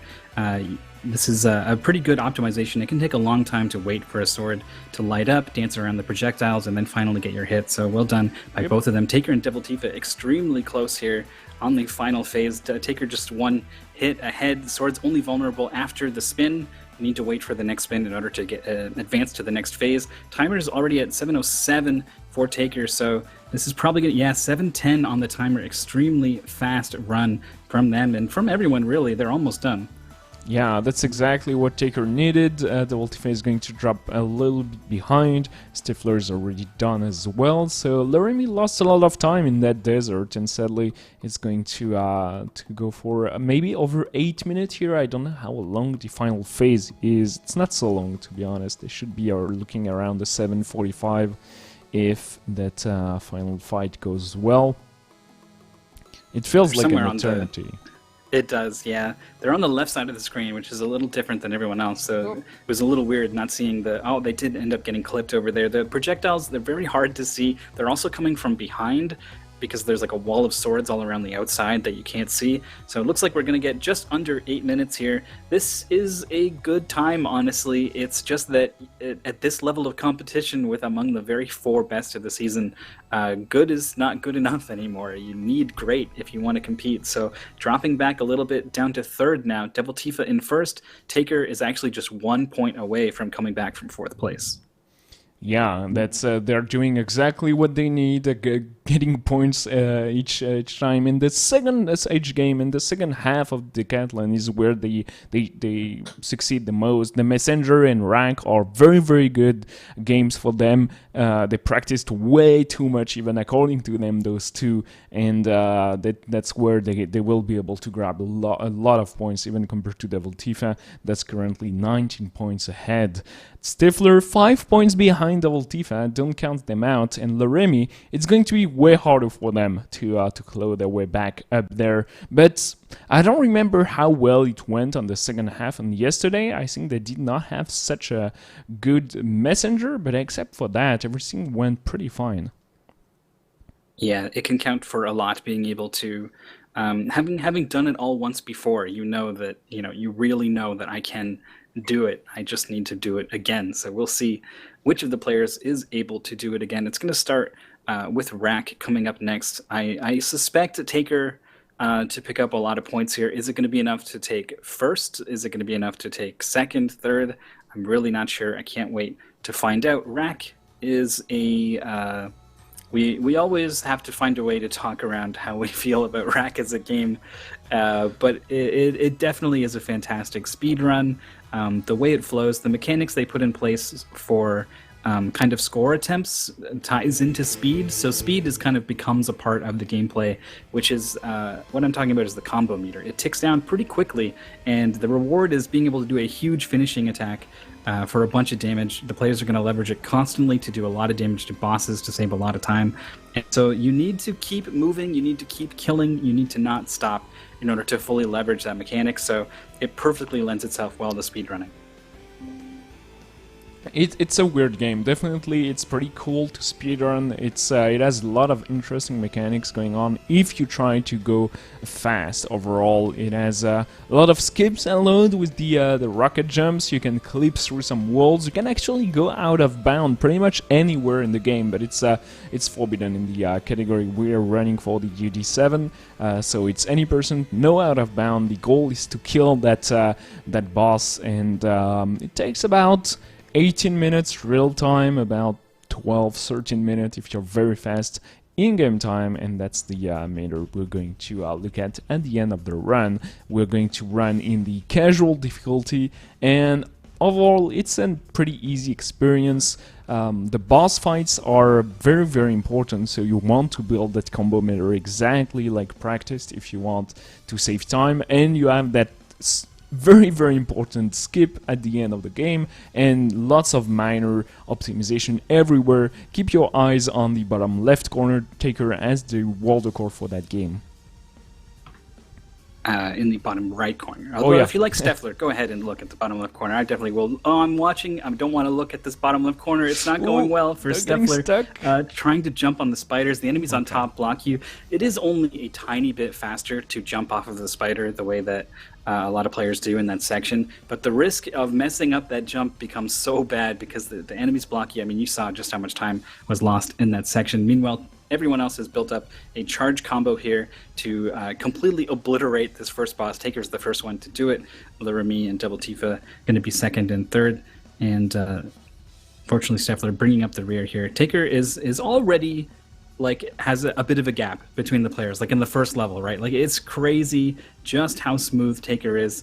finding little optimizations all over the place, building up the combo with the Doomsphere, turning around to get the last shot. Didn't quite get it, unfortunately, so it's not going to be able to kill the boss during the cutscene, but it would have been good if he had. So. Yep, it doesn't cost too much time because the in-game timer stops during the cutscene anyway, so it's just about saving the time it takes to walk closer to the boss and shot once, because the quad damage is insane. Like the bosses have a lot of health, but if you have a full combo with the quad damage, it's still not enough.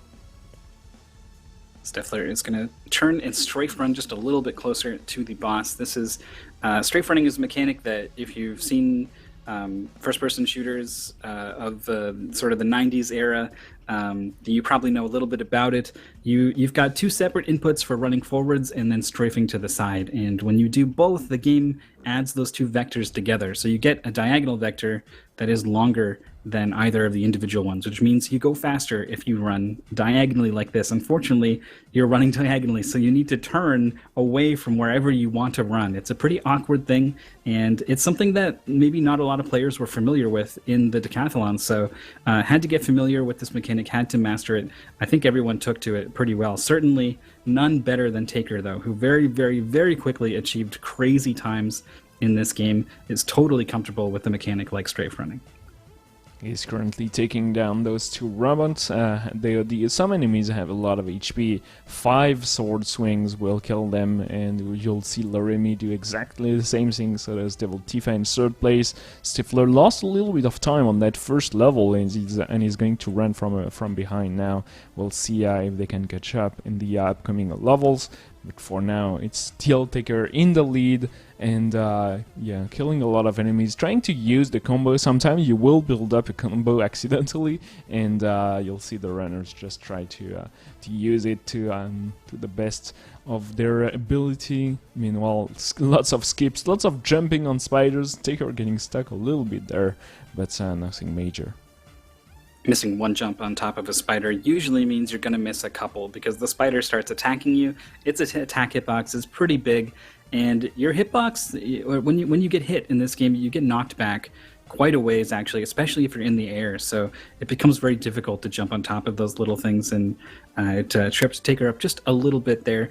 He takes care to shoot the spiders near the door in this section. For some reason, one of them tends to get stuck there. So if you need to focus on one side first. Might as well make it that side. Not quite getting enough of a combo going to take out the first robot, but the super fast DPS of the pulsar rifle that he's picked up is going to be able to chew through these enemies very quickly. Finishing with 150 pulse ammo is pretty good, right where you want to be. Loremi is very close behind Taker, actually, having a very, very good first few levels. Devil Tifa is taking their time to kill those robots using the combo, and then they manage to build up. Level 3 is already starting. Level 3 is a little bit confusing as 2 separate sections. You have to go left and right, but you can do it in any order. The runners sometimes choose to go through that stage.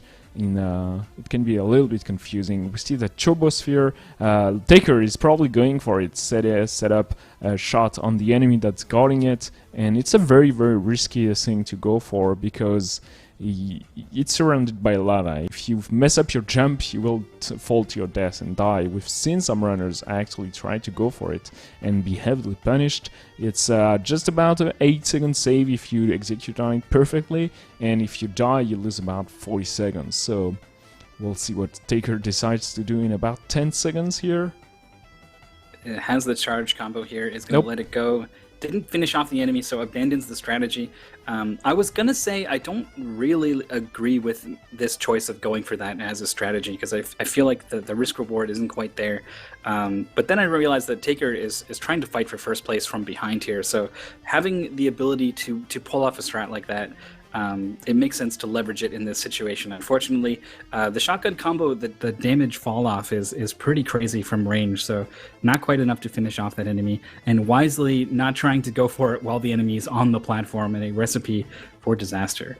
Moving on, has built up a stage 3 combo here, and it wants to keep it going, eventually getting to a stage 4. Is already there, but needs to maintain this combo for quite a while, actually. We need to get all the way back to the main room. We're going to use this combo on the boss here, Mechron, And it unfortunately does mean that you want to do it with the sword. So now look at these arms just taking up all of the screen here, navigating half blind into the final teleporter. Laramie and Taker are actually tied very, very closely. Taker is maybe a 1 second lead or so, and we'll see how well the boss fight goes. But if with the pulsar ammo and the 4 shots charge with the sword, they should take the exact same duration. Depending on RNG, depending on where the boss spawn, you can lose a little bit of time here and there. Yeah, hoping for a middle spawn here. That's where Taker was aiming. Doesn't get it, gets a side spawn. Laramie does get the middle spawn, so if they are able to hold on and not get knocked around by these missiles, as it's so easy to happen, he's going to be able to take out the boss on this phase, and does, whereas Taker had to wait a little bit for theirs. Jumping forwards to get the final few hits, so risky. If the boss doesn't die, you melt in the lava. I still don't understand why he goes for it. Oh no, I got pushed around by the rockets, and the boss still had 4000 HP, so it did not go jump on the lava intentionally. That means they're currently in 4th place. Even Stifler has passed them. That was a huge setback. He heard me say the lava's instant kill, and just wanted to show everyone that this is the case, unfortunately. So still very close lava on the hot. bottom, Okay. And very close on the top as well, actually. We got 2 very nice races developing here. The next level, the recycling plant, it's not the fusion plant, the recycling center, I think is, whatever. It's the orange one part 1, where you have to take out all of these enemies. The pulsar rifle is the best thing for the job. And you want to make sure this big robot walking around is really dumb, will block a lot of the teleport spawns. Not a problem for either player.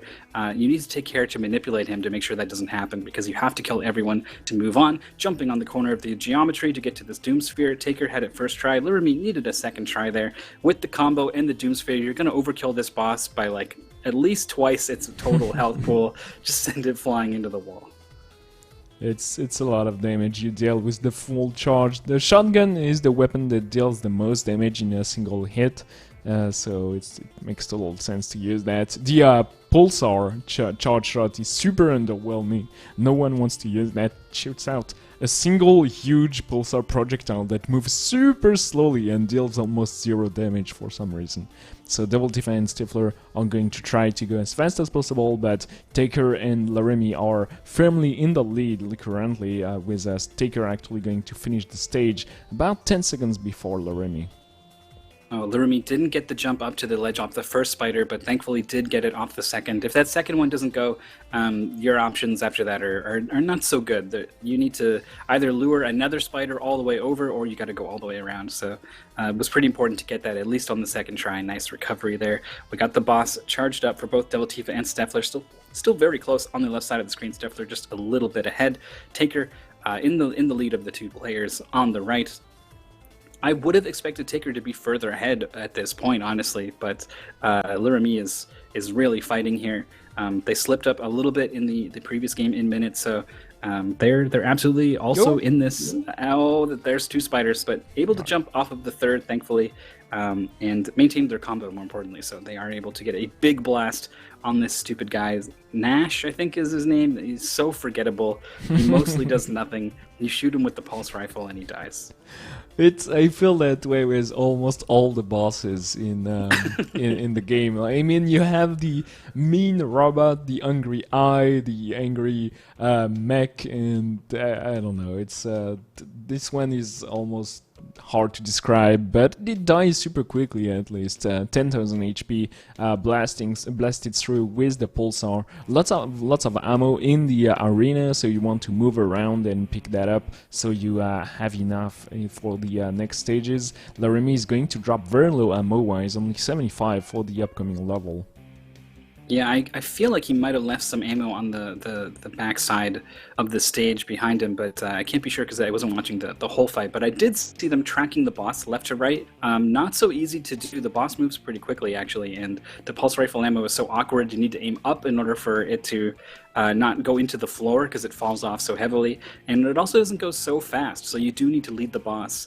and sweeping it left and right really well done. Also, job well done by Taker getting the rocket jump up to the switch, skipping half of the level, killing themselves afterwards for the health refill and to reset the enemies as well. Both very useful things to do in this situation. Using the rocket launcher to take care of the spiders that fall down from the ceiling for some reason. I don't know how they got there, but they do, and they need to be defeated. So moving on very smoothly. I'm really liking Taker's position right now. Yeah, this is very, very good. Flawless level so far. Very good movement. We'll see how well they deal with those enemies here. You have a lot of people here trying to block you, and the pulsar is very useful, very important. Oh, going too early on the jump! Why? That the is drop big. was so early. There's a secret there, but you obviously, if you want to optimize, you don't want to jump late. But that was way too optimistic. Remy now in the lead, actually bouncing off of this platform, getting up top. We'll see if they're able to avoid a similar fate, using the pulse rifle to take out the enemies on this bridge, because it is so easy to get knocked into the lava, and properly respecting the instant death there, going very late off of the edge of the bridge. Not quite as optimized, but is definitely still alive. So Taker doing their best to catch up now. I would not have thought that anyone could touch Taker of these four players. Lilia has beaten Taker before in races, Devil Tifa barely getting the rocket jump there. But I thought this was a lock for Taker, but currently in second, very late into the run. Yeah, and Taker is getting stuck on that section here, having a lot of trouble to defeat the enemies. I don't know what's happening, but clearly that mistake got into their skull a little bit. They're moving on, but Laramie is already done with the stage and firmly into the next one. Has a lot of, not a lot, but enough HP to go for the skip. Only 3 HP remains, and now you have to dodge everything because dying would be a huge time loss. They're going to try to build their combo, but yeah, anything grazing them now is instant death. I think they're going to be okay here. They have an option to continue playing from this point without resetting, assuming everything goes. Yeah, there's the checkpoint, and they do not want to go for it with 3 health. Very wise. Resets the enemies, gets the 100 health, picking up the pulse rifle.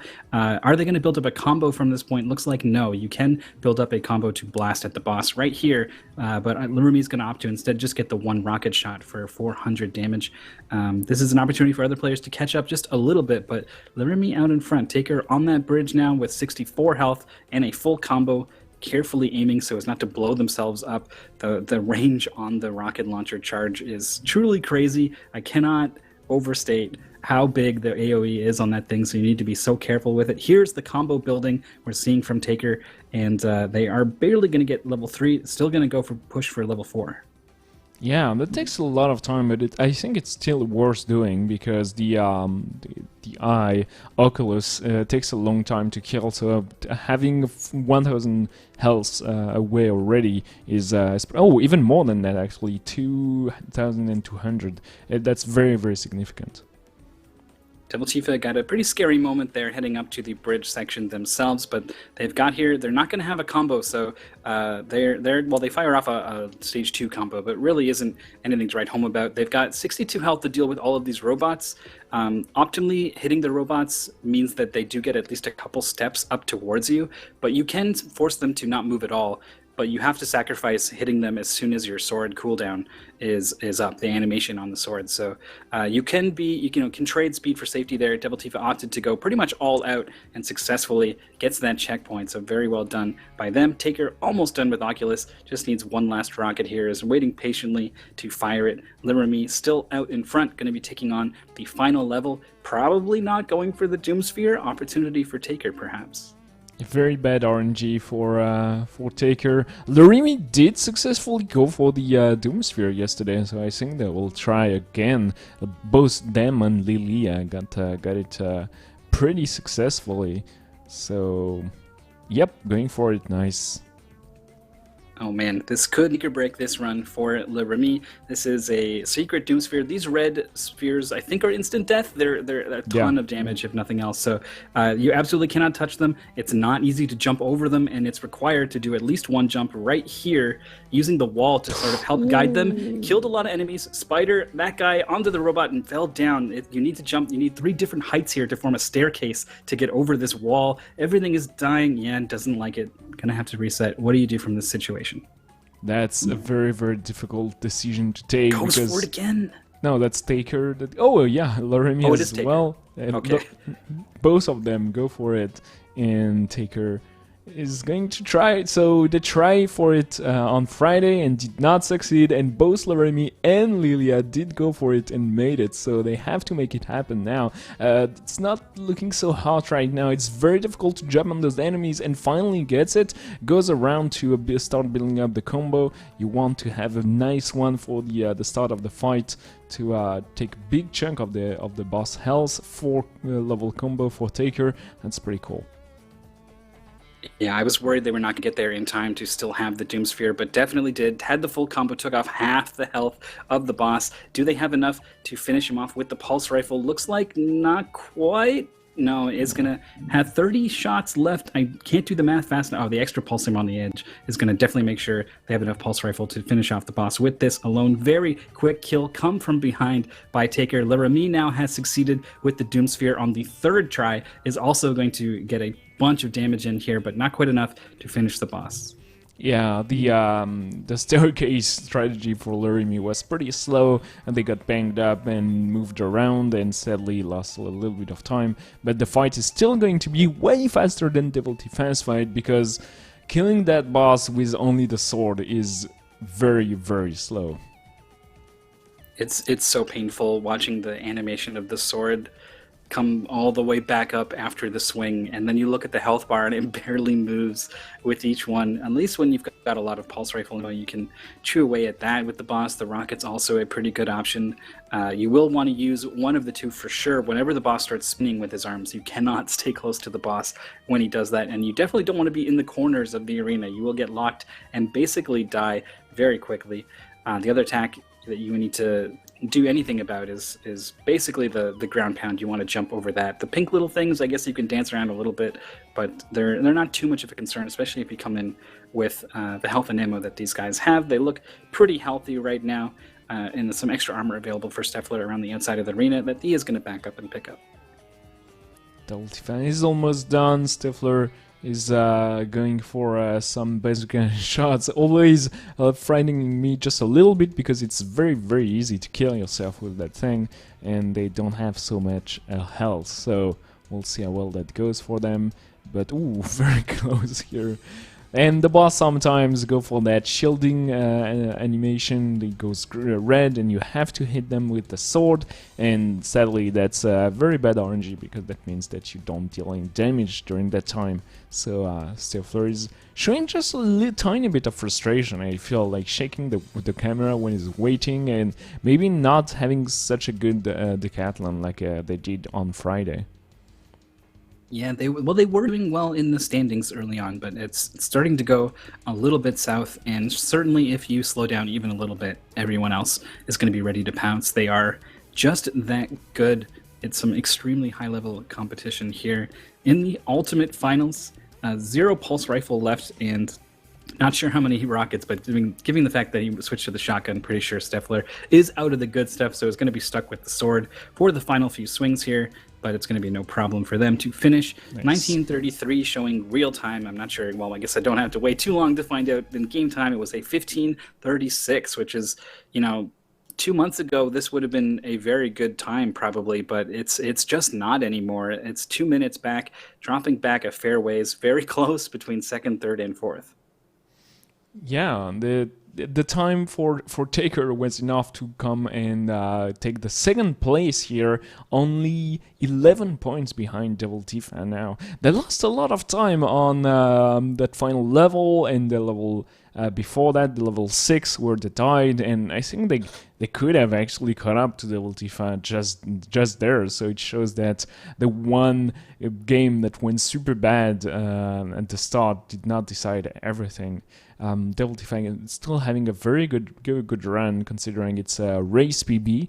A little bit surprising at the 14:25, but it's very, very tense between all those players. You cannot count anyone out. It's the 1261, 1260, and 1259 for second, third, and fourth place. Yeah, the pace here is pretty crazy. I think almost everyone is on pace for 2,100 points. That would be truly incredible as a finish. We've done 6 out of 10 games in this decathlon so far. There are only 4 more games left in the entire season for season 7. 16 more runs to be done before we crown an ultimate champion. They get a trophy, by the way. There's literally a trophy. How Yeah. cool is that? It's pretty sweet, and it was on the scene for the entire event, so it was within reach of the players, and only one will go back with it. The chat is getting excited for a Neo Turf Master, and I totally understand. It's a fantastic race, but first we're going to take a short break, and we'll be back in about 8 minutes. Just time to go grab something to eat and a glass of water or two to follow through those 4 last games is going to be epic. That's right. Don't go anywhere. We'll be back at 10 to the hour.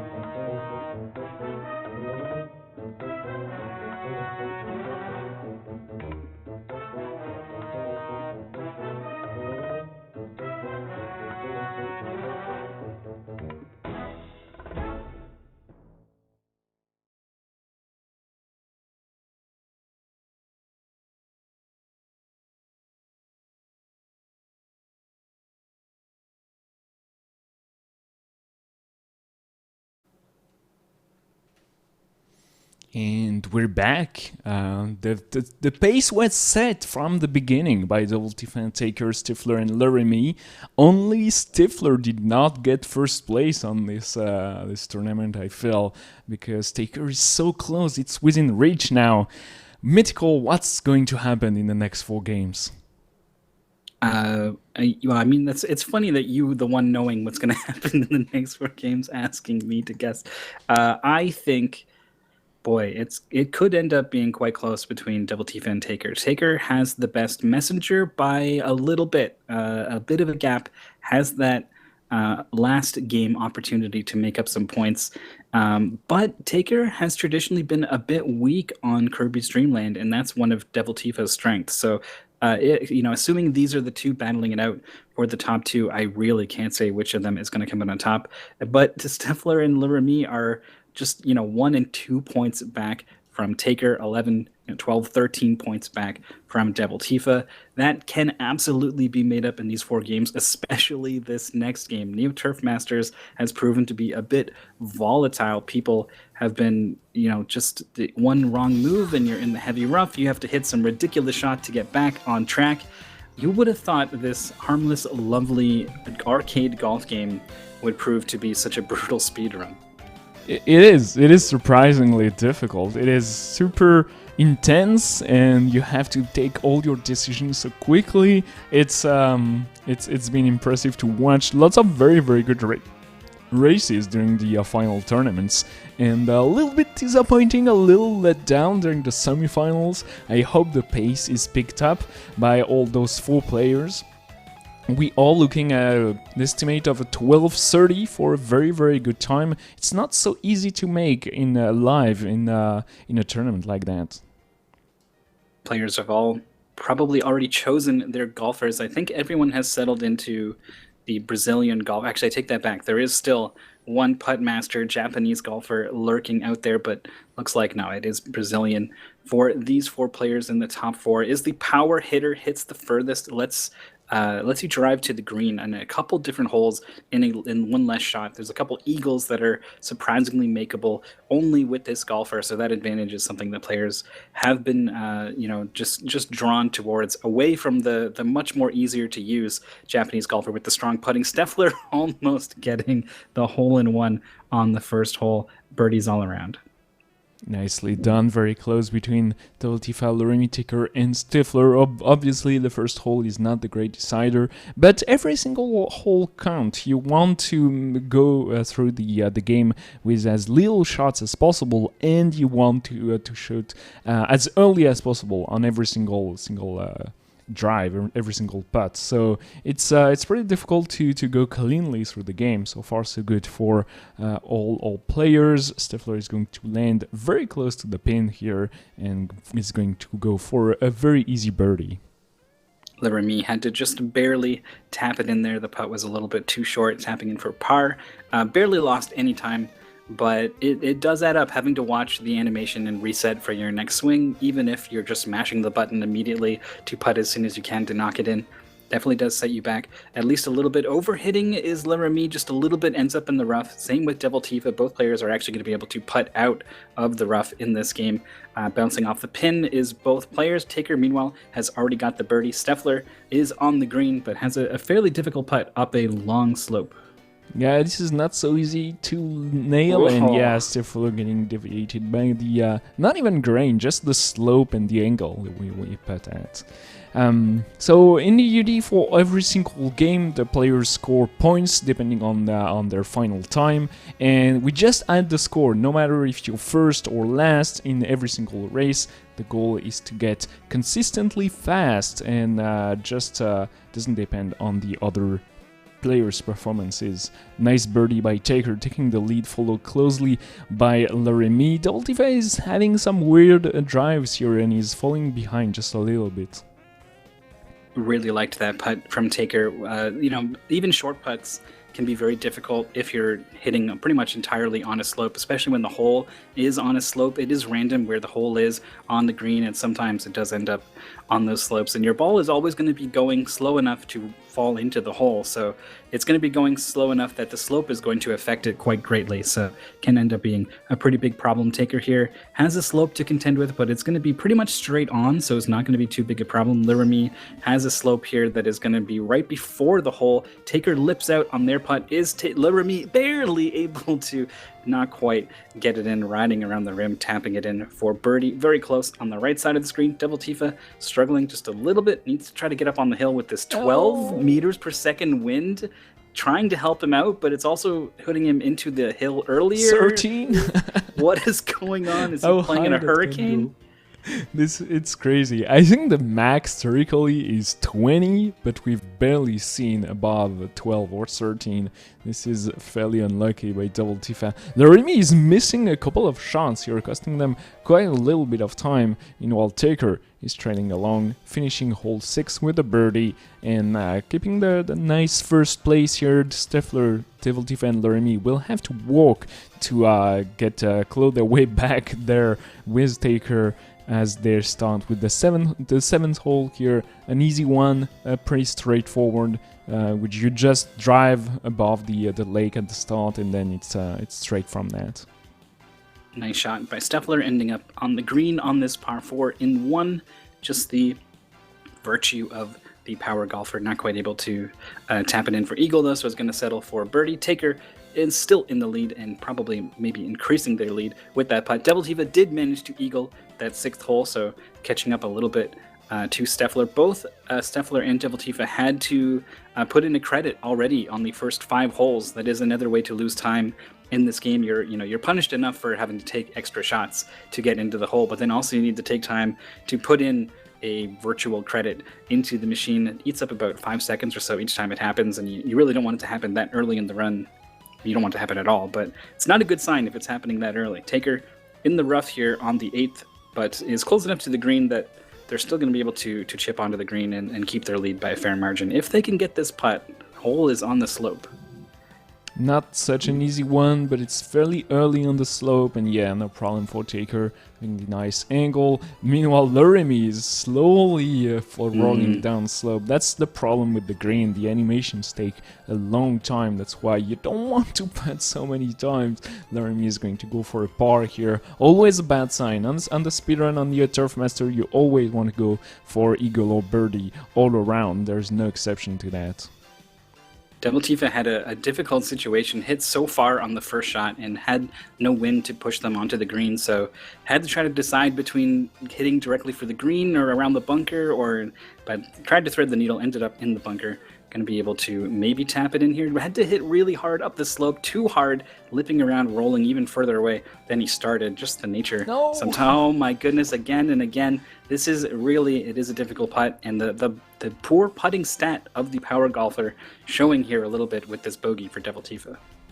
That's very bad. Devil Tifa is losing a lot of time, and Taker is not slowing down, so it's getting a little bit worrisome as Taker has a very easy putt here, pretty straightforward, no grain. The power golfer does okay with putting when it's just the ground is very flat and the green is very forgiving. Not the case on Devil Tifa's screen, and Devil Tifa is going to miss. The ball thankfully does not roll downhill, so the second putt is pretty easy. Taker with a 10 M, whatever the unit is, wind is very, very powerful. Almost blew all the way over the lake. Now it's dead to the right. Is he going to be able to make it over? Just barely onto the green. Nicely done. It is really not easy to contend with wind that strong, and it is random, so you don't get to kind of really practice these strats. You do have to improvise and think on your feet at least a little bit in this run. Taker is doing exactly that. Already done. The 11th is basically a full hole ahead of Lirami and more over everyone else. Going for bogey is Steffler. Not such a good show for them. Once again, losing a little bit of time everywhere, sadly. That's the difference might increase quite a bit after Neo Turf Master. Lirami, Taker, and Steffler were just 1 point away from each other, and Devil Tifa has a nice lead, but I can feel the lead melting down to Taker's fantastic run so far, finishing the hole 12 and starting hole 13. It's where the game gets a little bit easier before the final few holes. 13, 14, and 15 are not the hardest, especially with the Brazilian golfer. Tifa about to tap in on the 11th, did the same strat as everyone else, just kind of brainlessly bashing it into the water on the first shot. Very difficult putt for Le Remy, but barely sinks it. Nice job reading that. Putts can be very difficult. Oh, Taker not quite getting theirs. Had to hit uphill and against the grain. The grain is random, the whole position is random, and it's difficult to figure out, particularly the green relative to where you are on the green, because it's showing you the top-down view, and then you need to look at where am I on this green, what orientation is left, what is left, what is right, and and figure it out. And the whole time that meter at the bottom is moving, and so if you take too long to figure it out, you miss your opportunity and you lose time waiting for it to come back. So sort of figuring this stuff all out in the very brief time you have before it's time to hit your shot, extremely difficult. The players are making it look easier than it is, I think. Another putt required for Taker. As long as he keeps driving to the green successfully, though, I don't know if anyone can catch him at this point. Yeah, I felt that way. Stifler had a very, very difficult putt, and once again, bogey with the sprites is very intimidating when you have the bogey or double bogey, so you want to avoid that or you'll get nightmares.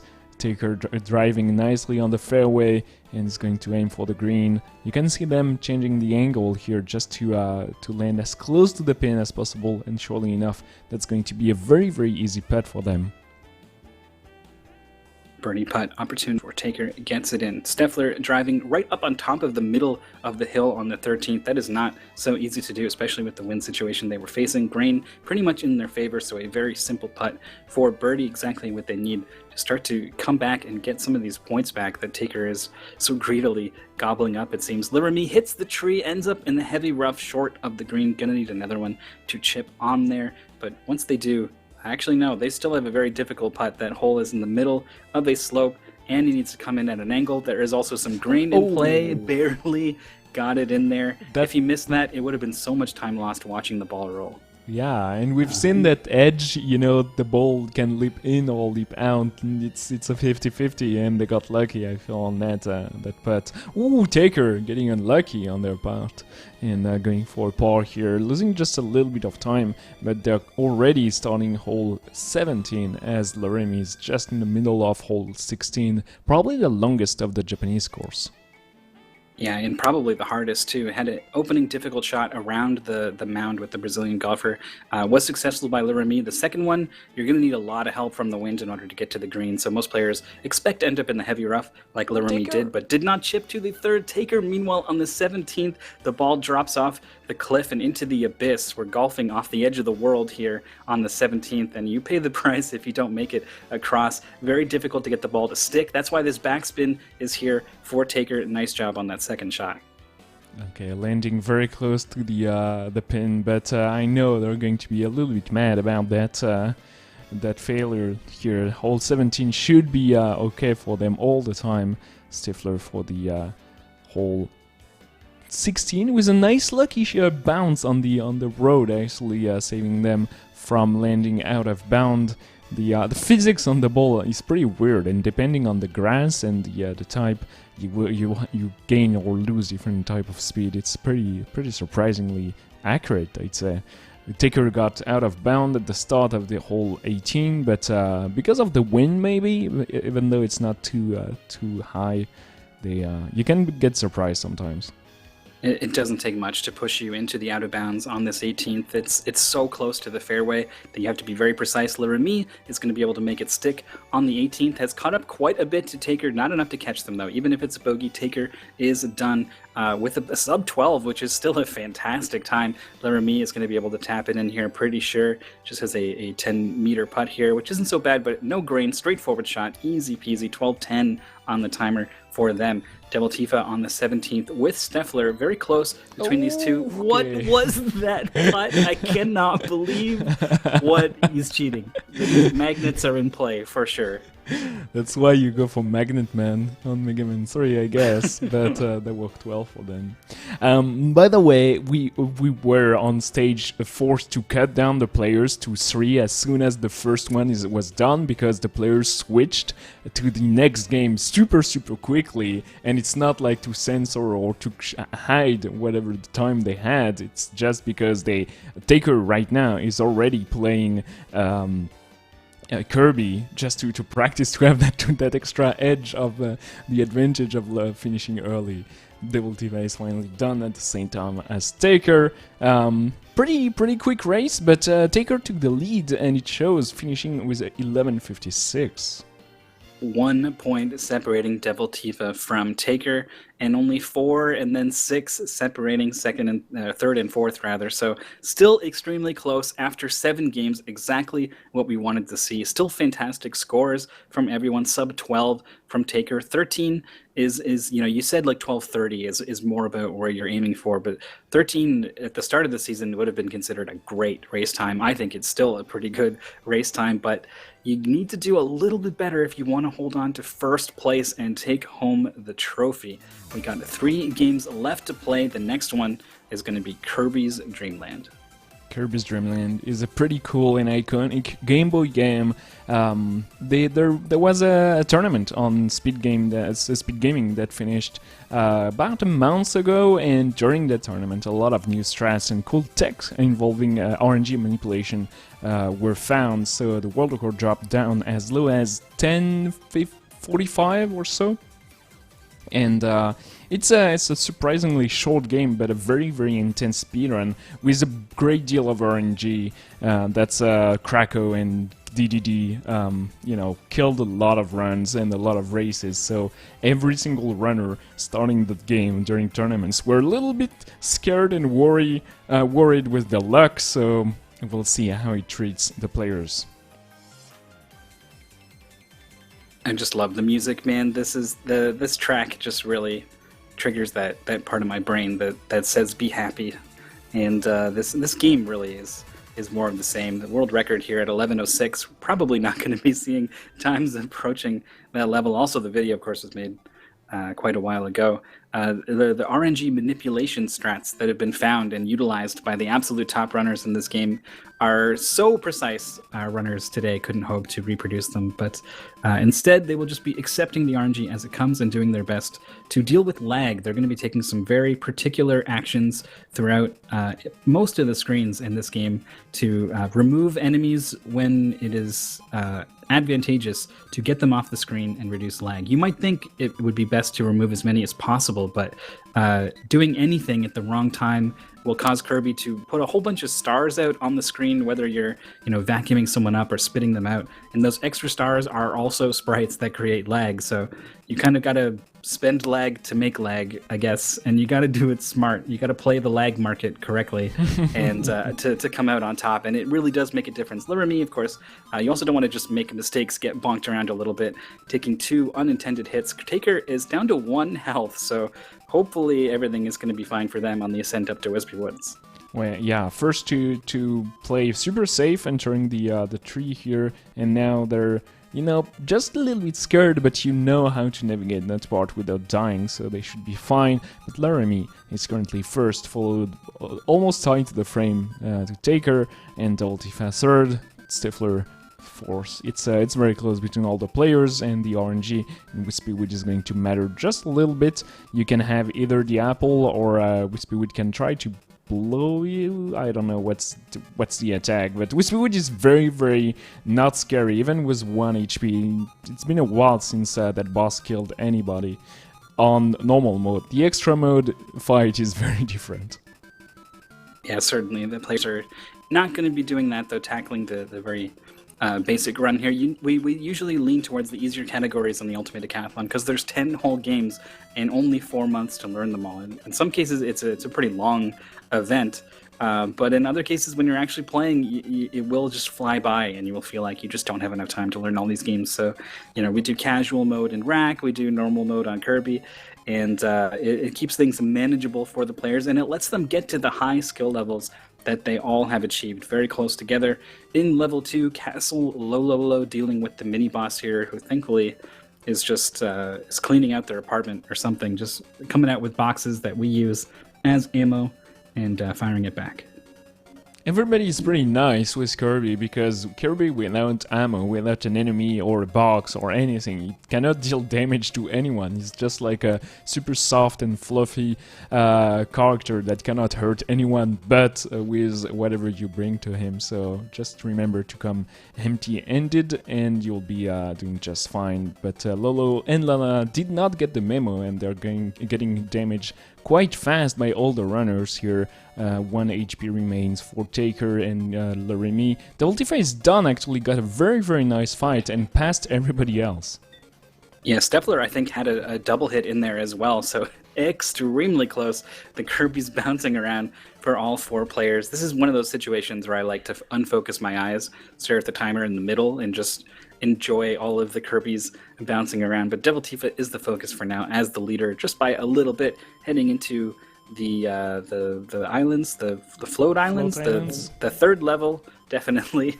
Gonna be trying to swim as much as possible. Flying is quite slow, so I mean, if you can call it swimming, he's completely inflated and jumping out of it repeatedly, but whatever it is, it's faster. The buoyancy of Kirby is not to be proven. He's full of air. I mean, he can fly indefinitely, which is pretty surprising. He is one of the first character in the video game history in any platformer that can fly indefinitely and not like break the level design by any meaningful way.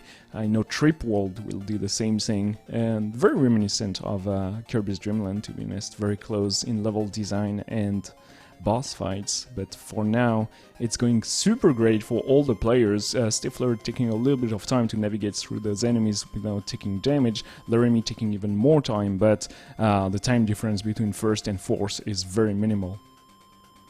One of the closest races we've seen so far up to this point. We'll see if everyone can keep it going. Health concerns for Livermeat, down to 1 hit. Kebula is a fight where you can probably expect to take 1 hit, especially if the triple shot comes out at the wrong time. Players want to be reducing lag and staying close to the boss, so that triple shot can really catch you by surprise. That's the reason why Livermeat might choose to fight the boss from afar, but that's not where they are, so they are going to be playing it from up close. Oh, they died intentionally at the start of the stage, so that was like a 3-second death, and they're super confident taking 1 hit, so proving that was the correct decision.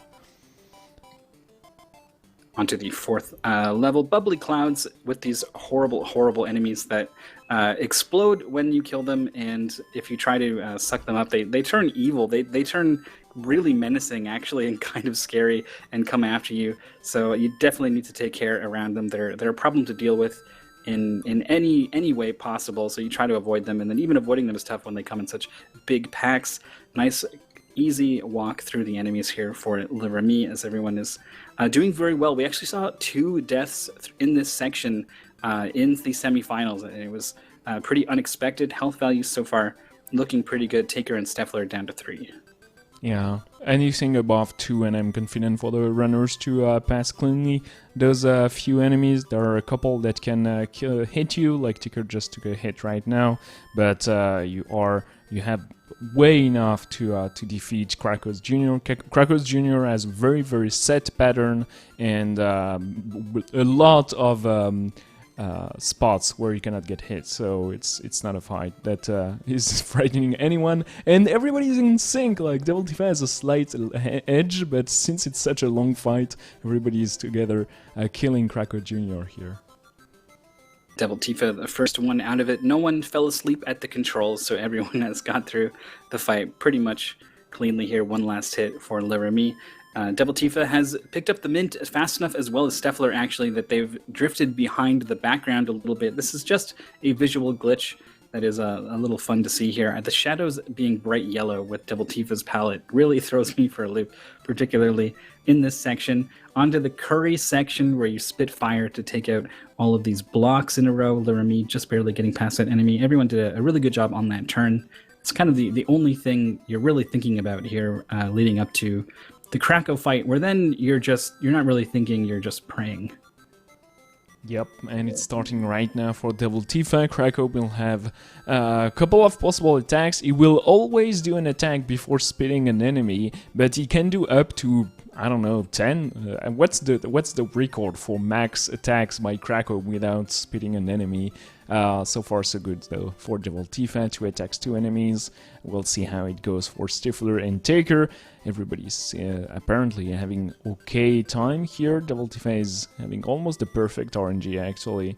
Oh, no, I say that in commentary curse, obviously, and now they have to wait for a long time. Taker in the lead, perhaps by just a little bit. It all comes down to the very next. The first person to get an enemy, they're dead tied actually, are Devil Tifa and Taker. Remy has 4 hits left, Stifler just 2. Devil Tifa's done, Taker's done, extremely close. Stifler is almost done as well, just one final enemy, one final attack, and there'll be 2 Amount DDD with Devil Tifa and Taker. Amount DDD is revisit of all 4 levels with a very small and very gimmicky level at the start, and then you have to fight the boss all over again. So obviously Krakow is going to be the one that is the most feared. Lololo and Lalala, you want to go for 4 or 5 cycles if possible, but that depends on the positioning on the enemies and your execution. To be honest, it's very difficult to be fast enough to deal to hit like Devil Tifa just did.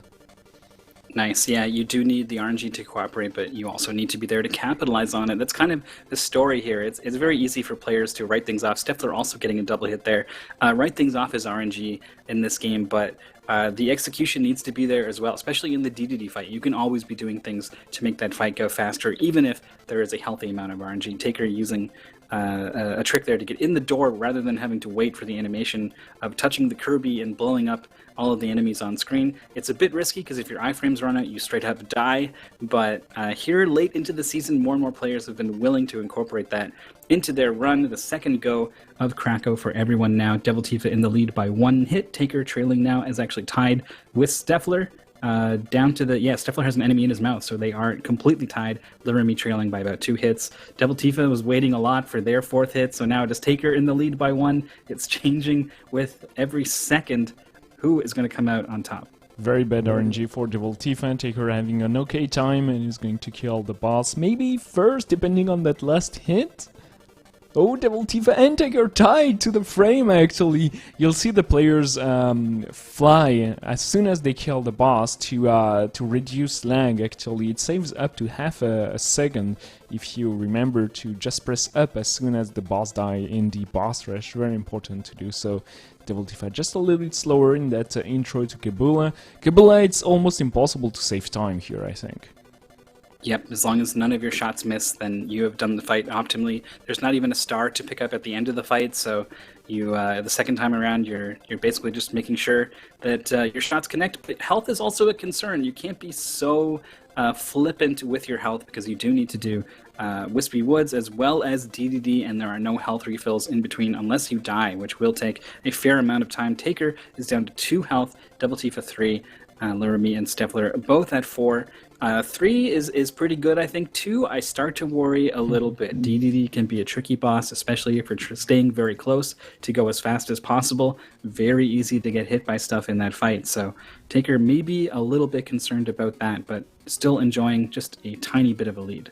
Stifler is actually ahead by just a little bit, has had a perfect run since the Bubbly Clouds, and is starting Mount DDD first with tied with Devil Tifa. It's very hard to keep track on it since they're so close together, and it's just about seeing what good of an RNG you can get. 7 HP for both Devil Tifa and Stifler, 10 for Taker, 6 for Devil Tifa, and now Stifler gets their 4th shots right now, tied between Stifler and Devil Tifa. It's going to go depending on RNG. They both get DDD down to 4 for Devil Tifa. Actually, Stifler missed a hit. We'll see. Taker is waiting quite a bit here, actually getting caught up by Remy.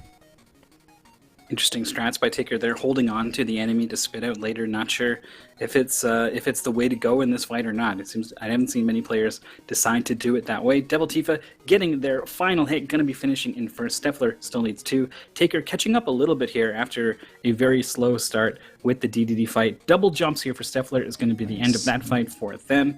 Taker still looking for 4, and Lirami has actually caught up. The RNG for Taker in this fight has been horrible. Yeah, they're losing a lot of time just due to bad luck, and that's pretty bad. That's exactly what they don't want and what they were scared of, probably, entering the game. We are... this is the 8th game. We just have VVV in the Messenger coming up next. Taker is currently 2nd, and ooh, wow, I got scared a little bit here as the health was dropping low. Laramie still in the fight. Both of the runners here have had very bad RNG. Yeah, I really like that decision by Taker, though. He was way on the left side of the screen, knew he could take the hit, so he faced left, grabbed the star off screen from the left, and spat it out at DDD afterwards.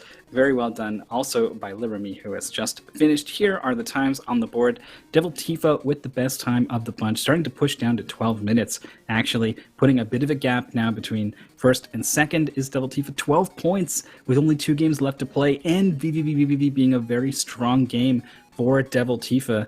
And honestly, Steffler and Lurmy are not out of it yet. They're just 7 and 10 points back from second place. It's a bit of an ask for them to try to challenge first place across 2 games, but maybe they have a chance because VVVVV is a very difficult game. This is a tough game for sure. It's probably the hardest game for me out of the bunch.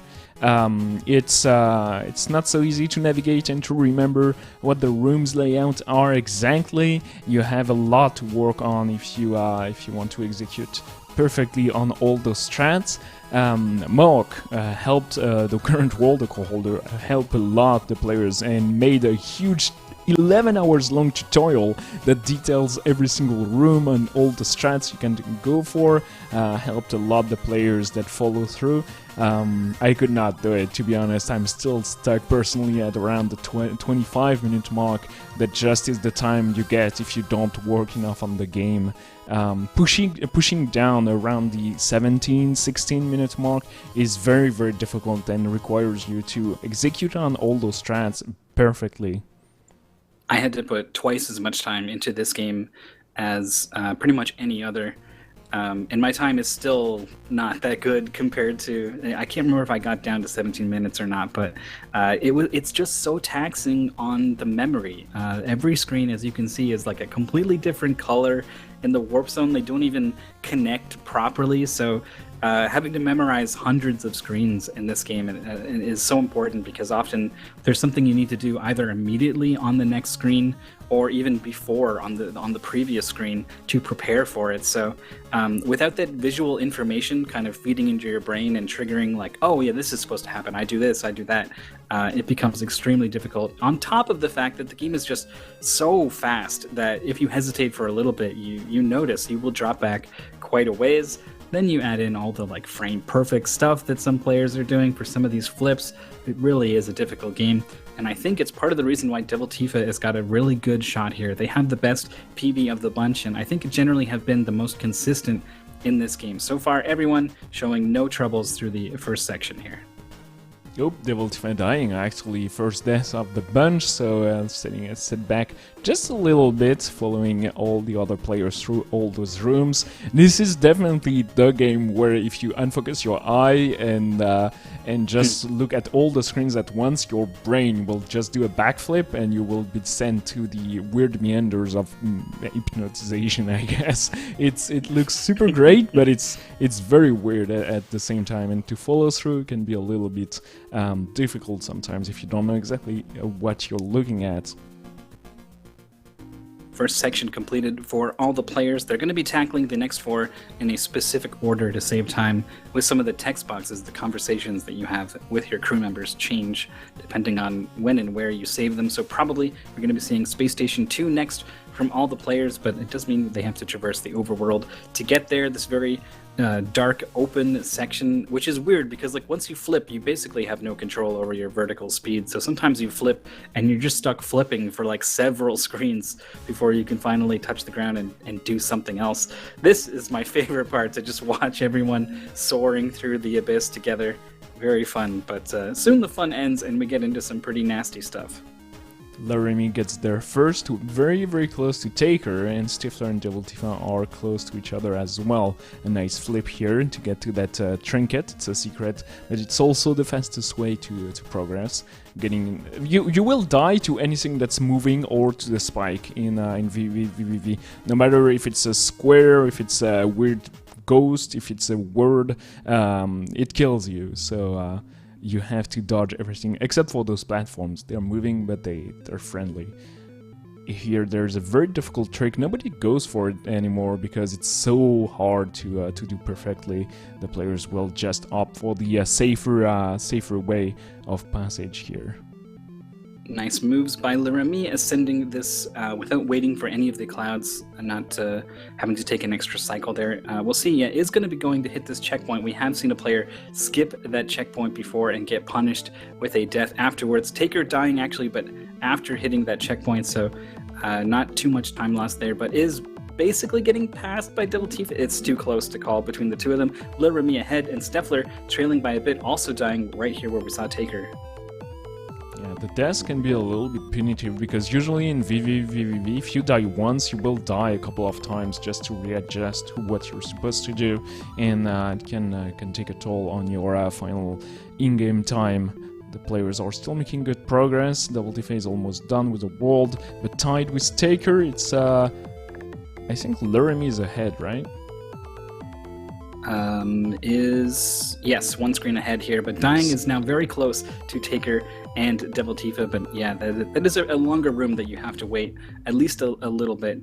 So Laramie off and running, finishing this Space Station 2 section first, dead even between Taker and Devil Tifa in second, and then bringing up the rear is Steffler, but not too far behind.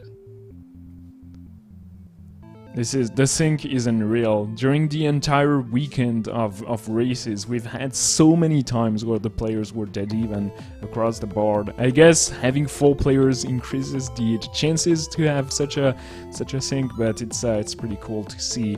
Devil Tifa, Laramie, and Taker are making their way through to the tower. Meanwhile, Stifler is trying to catch up. They're about 15 seconds behind currently.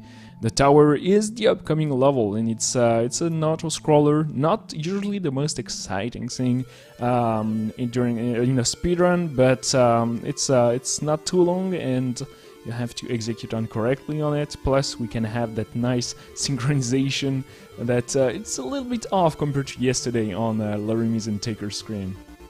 Yeah, we waited the entire season to watch the top screen feed into the bottom screen.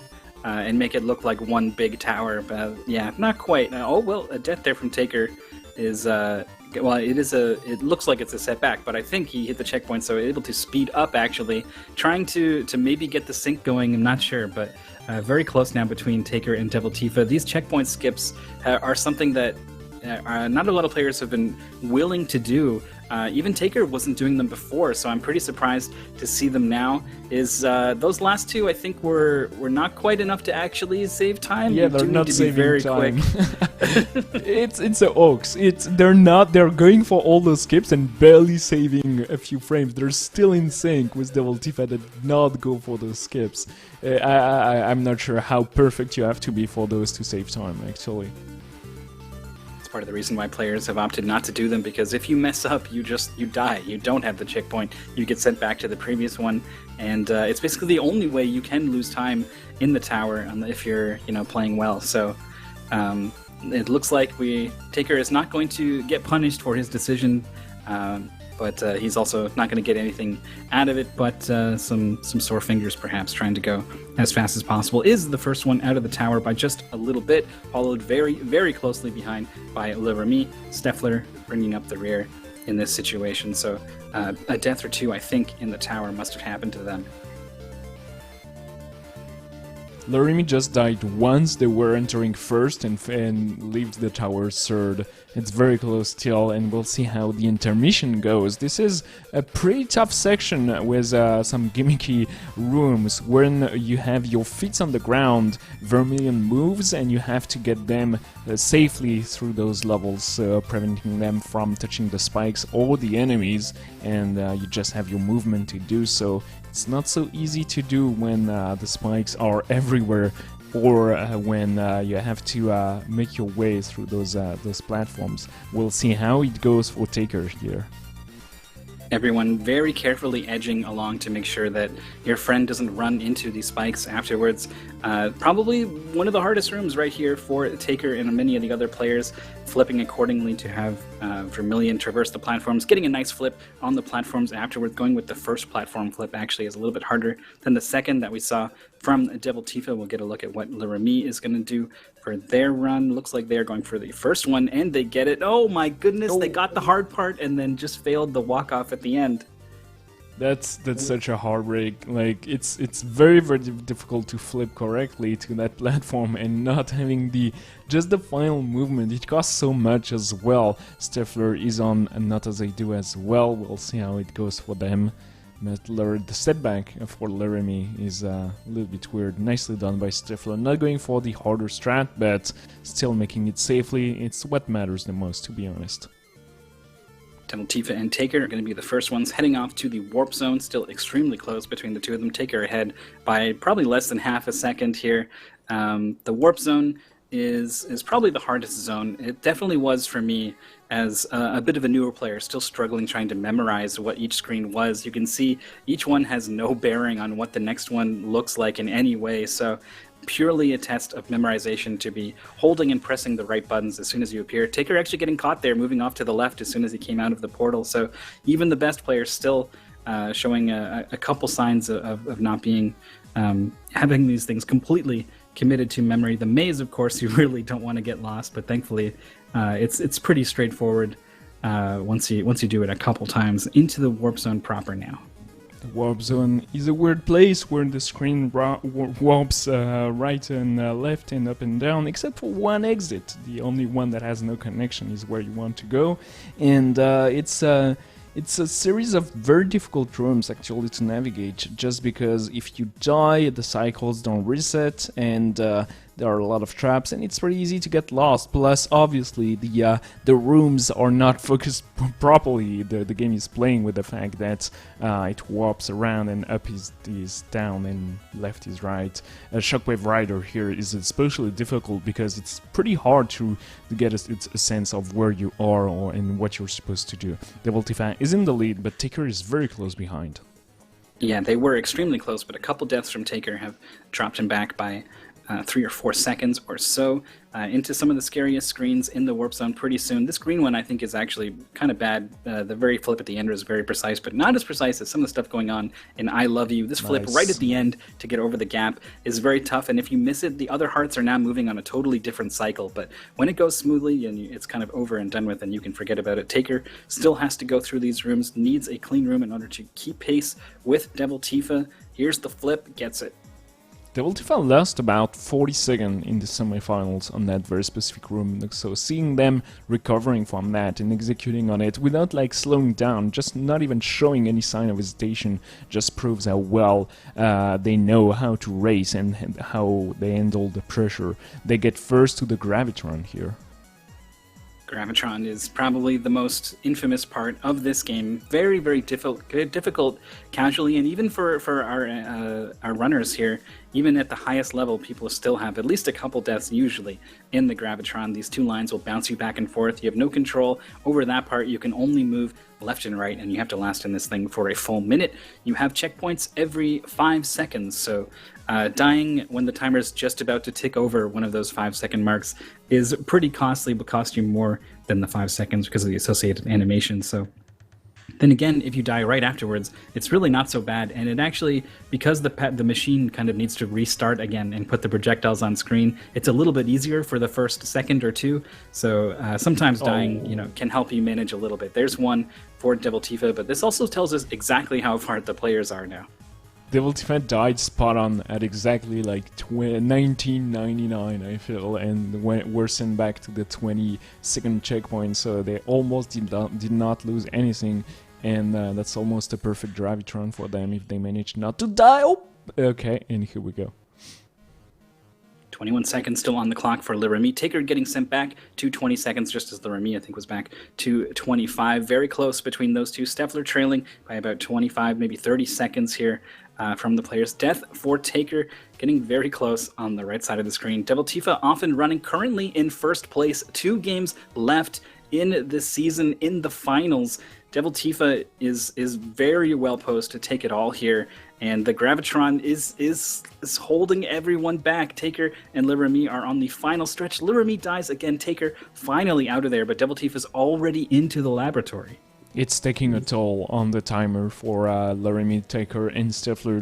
Devil Tifa dying only twice at very, very good times. Had a very good time on that part. And the lab is not too bad if you know what you're doing. It's the shortest level, and the gimmick of the white lines is actually pretty good to set up for some skips and for some very precise movement. The fact that it inverts the gravity automatically made it for sometimes some rooms just play themselves. Just on the upcoming screens here, you'll see exactly what I mean. Devil Tifa is just setting up and is not going to stop, and it's going to set them through those platform here nicely, and same thing for those spots here. So it's pretty nicely done, and overall it's a satisfying level to clear. A very, very good clear for Devil Tifa. There's only basically the final section left in the run. Had a bit of more of like 2 hesitations there on that F chord room, where I think it's an F chord. I don't know, it's a difficult chord, whatever chord it is.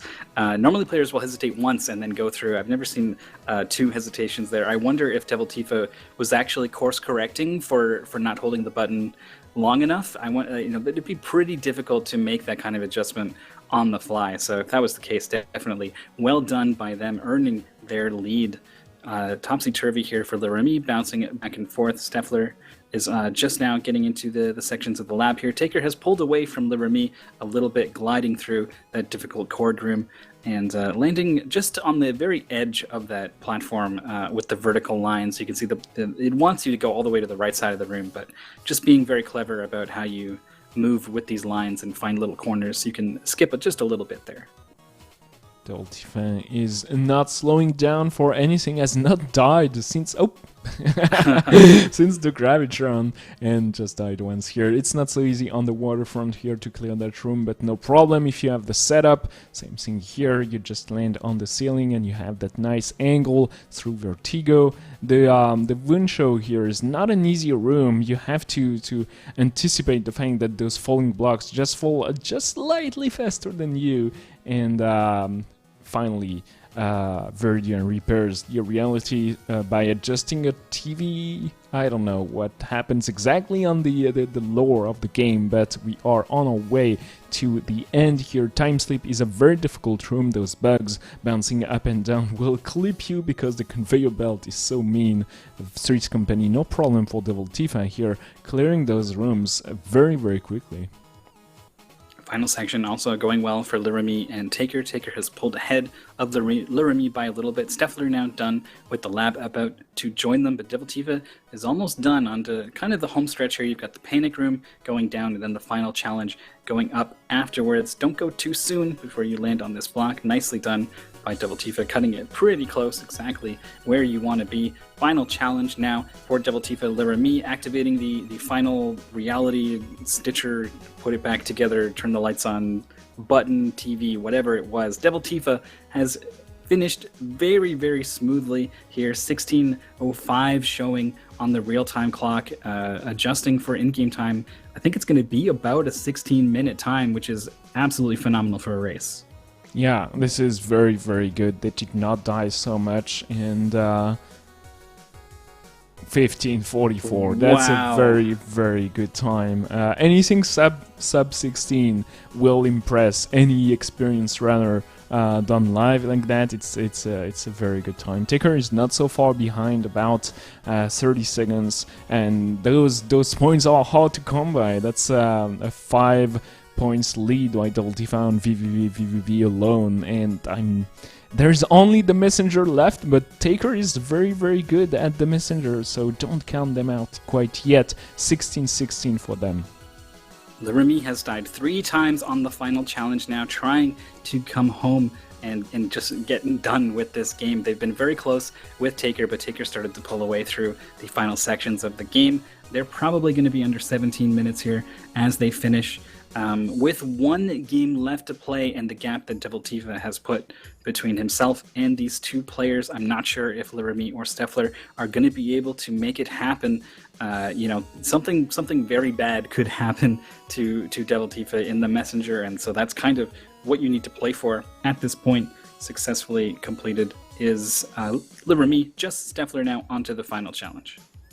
Steffler has about 20 seconds to go if they don't die. Oh, going too fast here. Yeah. This is such a bad death to take. It just you can wait on those this platform, but it's a decision that's very hard to take, especially if you die. The scrolling is already pretty low, so if you're used to dying here, you're not practicing that slight pause you have to do anytime soon. But Steffler is almost done getting the final trinket, and onward into the outer space. We'll see their final time here, but it's going to be very hard to compete against Double Tifa and Taker now.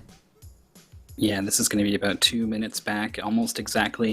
1740 is still, I think, a good time for this game, but among the very best, I think better was required. Double Tifa with a new race PB, actually 1903 is the score. That is 12 points ahead of Taker.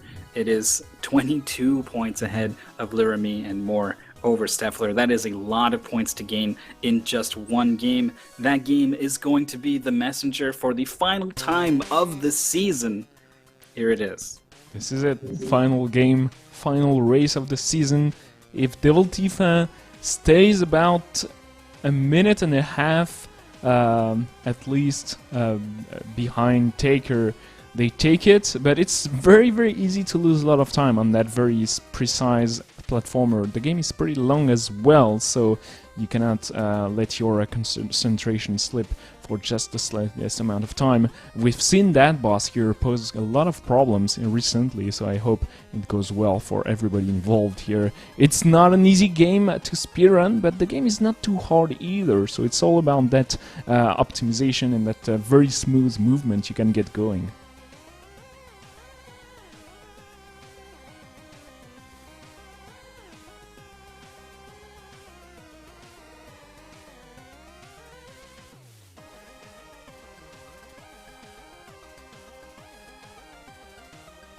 I think this is probably a game that is the most fun for me to just sit down and play. I think, you know, if I'm going to speedrun a game, I need it to have a little bit of something in terms of just having fun playing it for the sake of playing it. And it is so fun to chain and connect all of the different things you can do in this game with the cloud steps and the rope dart and the wingsuits. So it is a game that a lot of people in the Decathlon kind of got their teeth into a little bit. Taker admitted to spending too much time with this game, and it shows in their PB. They have the advantage in this run. They need to make up 12 points on Double Tifa.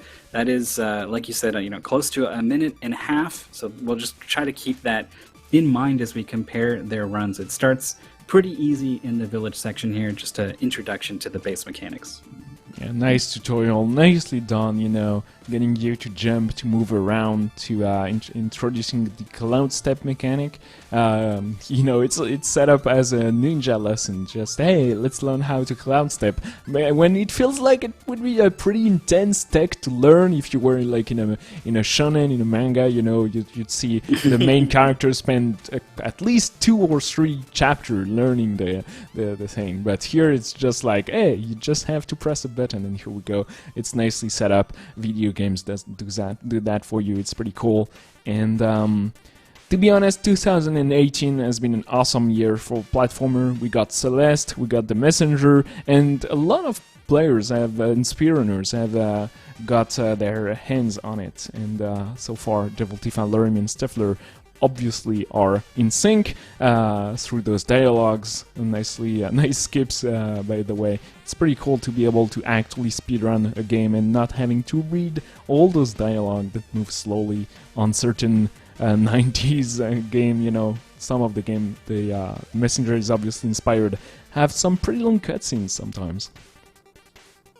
Thankfully, we can hold a combination of buttons to skip text very quickly, so mashing through text is not a thing in this game. I think that was patched in, actually. I think speedrunners in particular were like, hey, you know what would be cool? And they were like, we got you. So they definitely had an eye on speedrunners when they were developing this game, and maybe continue to. There might be DLC out now. I lost track, but when I played it, there was like DLC soon, so we'll keep an eye on the Messenger. The next Steam sale or something, definitely a strong recommendation, and also a pretty good recommendation as a speedrun as well. They're often running through the first section now, finally into the game proper, and you might see Taker doing something the other players aren't with these crazy turnaround slashes off of certain enemies. That one in particular, extremely difficult.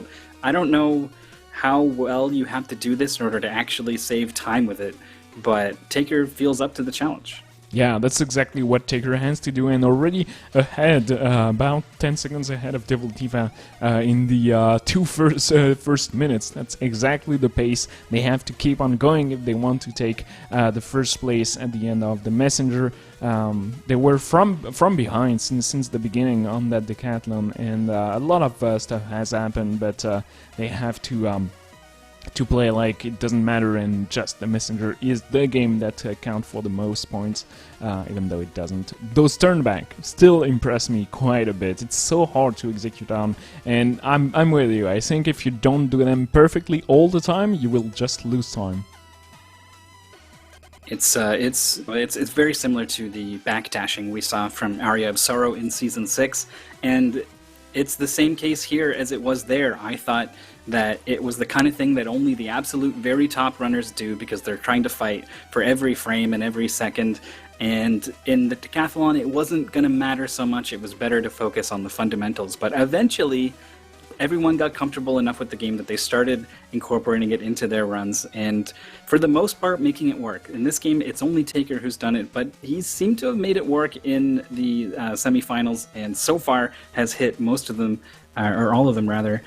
Just, to the degree at which you hit them matters too, because you can do it, but if you don't do it well enough, you don't end up coming out even, let alone if something horrible happens. Going for the jump over the wall also is a thing that I don't think anyone else is doing. Swimming slowly underneath. The spikes deal 3 damage. They hurt a whole lot, so it is quite risky to go for that. Just speaks a lot to Taker's mentality in this game, and also perhaps just their strategy here, knowing they are playing from behind. That said, Lurimi keeps the pace with Taker very impressively. They're just barely a couple of frames behind, a few pixels away from Taker, and they're not going for the same strat. It shows how little Taker is saving here and there compared to Lurimi's level of execution.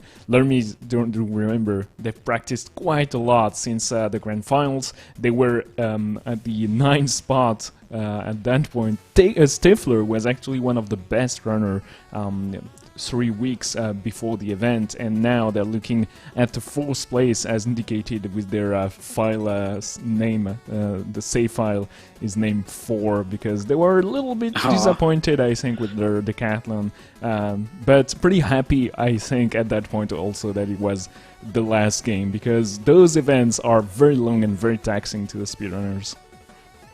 Yeah, and also there's, everyone wants to win, certainly. Everyone wants to do their best, but I think for many players, just getting to play live at the event on a stage in front of all of your peers and fans cheering you on was kind of the reward that everyone in the season was really playing for. And so already having that, you can kind of start to feel like I got what I need. I'm okay. I am content.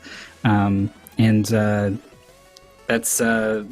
you know, it's something I think is totally valid, but also I think Taker and Devil Tifa really want to win. They are playing very well in this final run.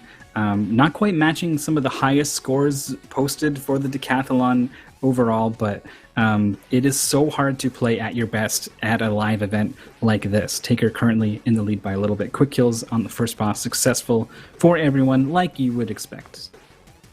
Nicely done. Taker is in the lead. The Lurimi is right behind them. Stifler is currently third, and Devil Tifa is falling behind just a little bit. And once again, it's closer than it looks. Devil Tifa is certainly about 12 points ahead, but you know, you can gain 12 points on a runner like Devil Tifa if you're Taker. So the Catacombs will probably decide a lot out there, as they're one of the hardest areas in the game. And those moving platform can be mean instant death. We've seen a lot of players actually die trying to make some very difficult cycles. So we'll see how well it goes for Taker or Devil Tifa, but I'm impressed with how Lurimi is keeping pace with Taker, to be honest. Yeah, this is we're further into the run now, and it usually later on is where you start to see a stronger player start to pull ahead, and like we're kind of beyond that point, but Lurimi is still there, so very impressive. Very close as well on the left side of the screen between Devil Tifa and Steffler, enemies spawning in basically in sync with each other. There's always someone who seems to be in sync with someone else, just how close the players are at this point. Very well done so far. Taker barely getting between the saws here, and you get punished pretty hard if you touch one of those things. Again, 3 damage of your 5 health, and it puts you in a bad situation because you need to start playing a lot safer. Taker actually not quite fast enough up the wall, waiting for a cycle, now tied on the right side of the screen. Yep, and Lurimi is actually first now, and Stifler to Devil Tifa together at the same time. This is a very, very close race, and I'm not surprised for the Catacombs to actually shift things a little bit, because it's not as straightforward as it looks. Those tight corners are pretty hard to optimize, and here Lurimi losing a lot of time, a lot, compared to considering how close the runners are, just because they got stuck to the wall for half a second, missing a cycle, and now Taker is one room in the lead, making their way through those pretty easy places here. You have to deal with all those enemies, the detour to grab some health and to be able to go for some more damage boosts. And nicely done all the way around. Devil Tifa doing the exact same thing, followed very closely by Stifler. In the right side of the screen, it's very, very crazy how the places are shifting constantly. Yeah, and don't be too tempted to think of like, oh, we've got a race for first and second on one side and a race for third and fourth on the other. It is still extremely close, even between first and fourth right now. Just one screen, basically. Everyone was technically on the same screen, or just a little bit there. Taker in the lead. Everyone using their shurikens wisely on this section here. It's having to not track down a ghost that spawns in a dumb place is incredibly useful, so shurikens used in that way. The shurikens aren't too useful, but when they are, generally it's pretty handy sometimes. So one of my favorite screens here in the Catacombs, Taker shooting up vertically off of all these different things. Got caught up a little bit afterwards. We'll see if Lurimi has the clean finish up to the top. Same thing for Devil Tifa, followed closely by Taker. Nicely done all around, nice movement. And those yeah, goes for it, nice. It's very hard to make that cycle. It's extremely difficult, and you have to know your limits. If you have to know if you made it or not, Devil Tifa going for it, no problem, and Stifler is the only one that's going to have to wait. I thought maybe he was going to go for it. Just seeing all the other players do it, I was like, go for it, but he wasn't even close. He would have certainly died if he had tried, so very wise. The players might get split up now due to RNG. It is a pretty big factor on this fight, a difference of about 10 seconds. Good pattern for Taker, so likely going to be staying in the lead here. Lurimi struggling a little bit. Devil Tifa also getting the good pattern, able to capitalize, getting up to the top. It's not so easy to repeatedly cloud step off of those falling projectiles, and bad luck for Steffler. Devil Tifa complained for the entire season about Rockstein RNG, saying that he never had it and got it perfectly during the semifinals and the finals. So I have to mention it. Obviously, making fun of him just a little bit. Devil Tifa is super anxious around RNG. He doesn't like it at all. He likes to be in control. I totally understand a lot of us speedrunners react that way. And when you're in a race setting, you often dislike having the RNG control the way the race go. If it's not built around that way, the messenger is not like a randomizer. It just has a couple of moments where RNG decides for 10 seconds and that's it. So it can be a little bit frustrating. Yeah, especially when you spend so much time in control, for the game to jerk it away from you at one moment definitely is different than when you're at the mercy of it all the time, and maybe like some kind of roguelike at Binding of Isaac or something like that. Bamboo Creek now well underway for the players. It is probably more straightforward than the Catacombs for a while, until you get into some of those big open rooms with a lot of, particularly one really dangerous skip. This one too, also over the wall, is pretty risky because of these spikes. We actually saw a number of deaths through this section in the semifinals, so players may be going to be thinking about that a little bit. Steffler not quite getting the damage boost, or the cloud step rather, getting hit instead on that previous section. Devil Tifa cleanly getting over the top. The Remy also over the top, and Taker now. Are they going to go for the shortcut? They do it in their PB, but looks like they've adapted to races. It's very hard to pull consistently. I understand why you would not even attempt it in races. It's just almost straight time loss, and if you have not practiced it, right before the run, and if you don't remember exactly how it's supposed to go, you're certainly going to miss it. So I understand the decision, like Double Tifa and Laremy. Laremy is just a little bit ahead. Nice skips all around. Bamboo Creek is very satisfying to go through because your movement is very free in the messenger. It's a platformer where you almost can indefinitely jump, and it feels that way a lot of times. Taker is okay. Crystal is going to be able to skip that big crystal there towards the end of Bamboo Creek. We did see 2 players have to go down and get that due to deaths, preventing them from having enough crystals to get the upgrades they need. We haven't talked too much about the crystals and the upgrades, but they're pretty carefully routed out, and you don't have to go too far out of your way, if at all, really, to get the crystals you need. As long as you're killing and slashing all of the lanterns and things that you come across, you'll be okay. Taker has what they need here in the Howling Grotto. About to drop down here, a gap that you cannot cross, so you go into the shop and pick up the wingsuit, which lets you float, and you don't slow down when you use this thing. You slow vertically, obviously, but not horizontally, so you're free to use it wherever you see fit, and you also use your hard-earned crystals on this downward slash that you can only do while floating, but you can float pretty much immediately after holding the jump button, so you can very quickly now access to a down stab, which you'd be surprised at just how useful it is to have something like this. Yeah, it propels you upward, plus it gives you your cloud step, and it gives you the opportunity to actually kill an enemy or destroy a projectile. It's very, very useful, and it's going to be used almost everywhere. Now the players are constantly jumping, triggering the wingsuit, and down slashing all the time. It's super convenient and very well done also. It's not so easy to do a hovering mechanic in a platformer that's seamless. There's no delay. You can trigger it. Sometimes you'll mash your A button so fast that you will actually not release the input when you're starting to speedrun, and you don't understand why it's not triggering, because it flows so smoothly. You're just trying to keep your A button pressed, but you still have to release it for at least 1 frame. Nice execution overall by Devil Tifa and Laremy, doing their best, but so far Steffler seems to be uncatchable and really, really ahead, and the movement is very hard to optimize in the Howling Grotto. Like in the Catacombs, all the area are pretty closed in, and optimizing your jumps and or jumping around the corners is not so easy to do. So that's one of the places where the runner, compared to the world record, lose the most time.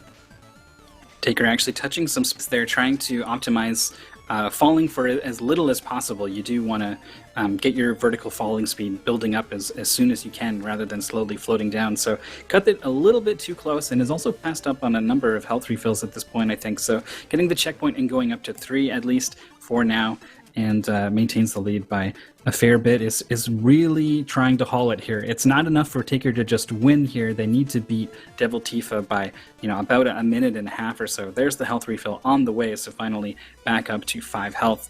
They are in a good position, but they are not more than a minute ahead of Devil Tifa, so must go faster. The boss fight is a little bit scary. It did not go so well recently for the runners, has killed some of them.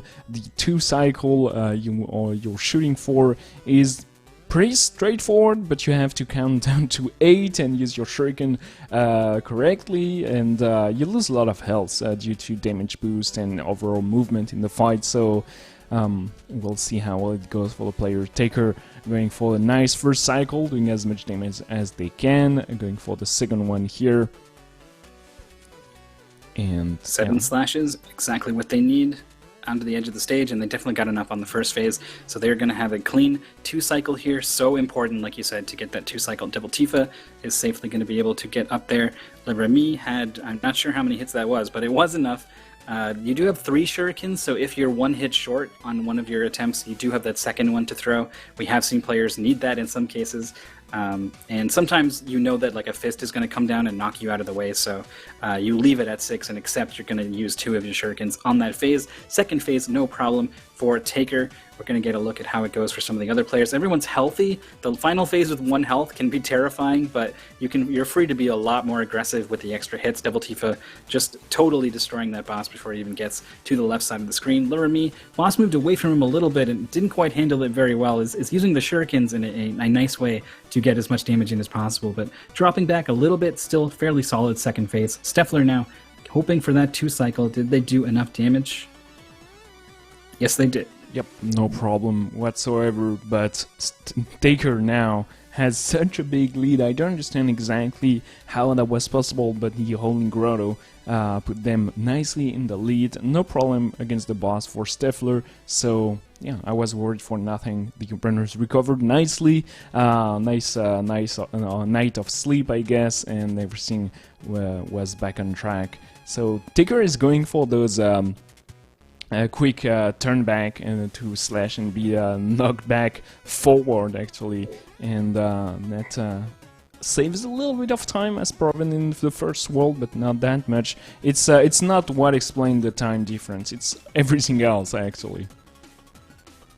Really cool. Skip here, leaving the bird to jump off of to get across this gap. It doesn't save as much time as you'd think, because you could just wait for a fireball, but you are waiting for at least a little bit for that to happen. A little bit difficult to reach that bird up there that Taker just did to get the cloud step up to the platform. You need to be using your wingsuit for as long as possible, but then you need to release it so that you have a forward slash. You can actually reach the bird, and getting the timing on that, not so easy. Devil Tifa also getting that skip up to the top level. Devil Tifa in second. This is really concerning the trophy. It's come down to Devil Tifa versus Taker. Taker needs to win by about a minute and a half. Devil Tifa is within that margin, so currently still has it in first place, but there is still a fair amount left to play here. Quillshrew Marsh, Searing Crags, Glacial Peak, Tower of Time. Can Devil Tifa stay with close enough to Taker, or is Taker going to claw his way back from that bad start in game number 1?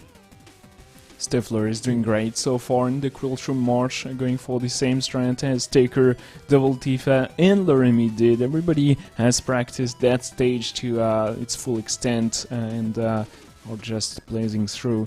Not too big of an issue of all those enemies, and nothing seems to be touching them, so it's all maybe going to be down to the boss fight. It's a very important one. You can save a lot of time. It's coming in just after that checkpoint where Taker is currently. You have to be careful when you have only 3 HP. With those spikes here, nice turnaround, it always gets me. 2 screens and they'll be safe to find the boss here. Devil Tifa and Le Remy are a little bit behind. I don't understand where Taker is saving so much time, to be honest. Yeah, it's the little things here and there everywhere that add up to many seconds over the course of even just individual zones, let alone over the course of an entire run. You might see a minute difference, which is exactly what they need. On this phase here, or this boss, they have an opportunity to save some time. Everyone's going to be hoping to skip at least the first phase, hopefully the second as well. Looks like Taker has done that. If you go really fast, you can do enough damage to skip the whip phase coming up, but I don't think Taker quite... He did get it, actually, so going to be saving a lot of time on this boss fight is done, just as Devil Tifa is beginning, who does get the skip of the first phase as well. Very important. Yeah, you skip such a long animation of the boss going up and making some cacti appear, and you have to use them to jump upward, and it's just long. And you can skip actually that whip phase as well, but it's very, very difficult, and we've not seen that too much. Laramie is going for the exact same kill as Devil Tifa, but Taker is already in the shop, going back to talk with the our friendly NPC here that gives us the rope dart, the grappling hook that is going to be used on almost every single platform now for the next 3 worlds. It changes the game, basically. It is crazy how good and useful this thing is for a variety of reasons. It speeds you up just latching onto something. Taker here having a bit of trouble with this jump up to this platform. It is definitely tricky. We've seen a number of players get hung up on that particular spot there, but the rope dart will speed you up latching onto pretty much anything. It will enable you to save yourself from some pretty bad situations. It gives you invincibility frames on the attack afterwards, which gets a ton of use on various bosses. It is really just a lovely thing, and you can throw it out like kind of whenever, really. The only limitation on it is its range. It doesn't go as far out as you'd want a grappling hook sort of thing to go, but it goes far enough to speed you up by quite a bit.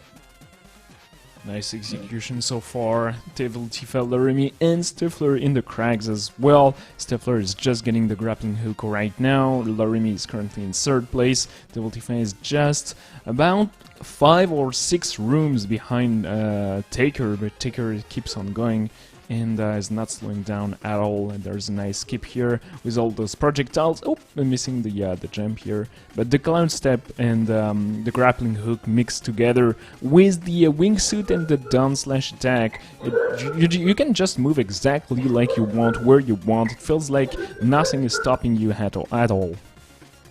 Absolutely. Laramie into a very fun vertical section here. The rope dart does move you faster, horizontally, but latching onto a wall sooner will let you jump off of it and start going vertically again sooner. So even in vertical sections, you'll see it getting used quite a lot. I'm taking a look at the timer here for Devil Tifa, getting to the end of this screen at 23:24.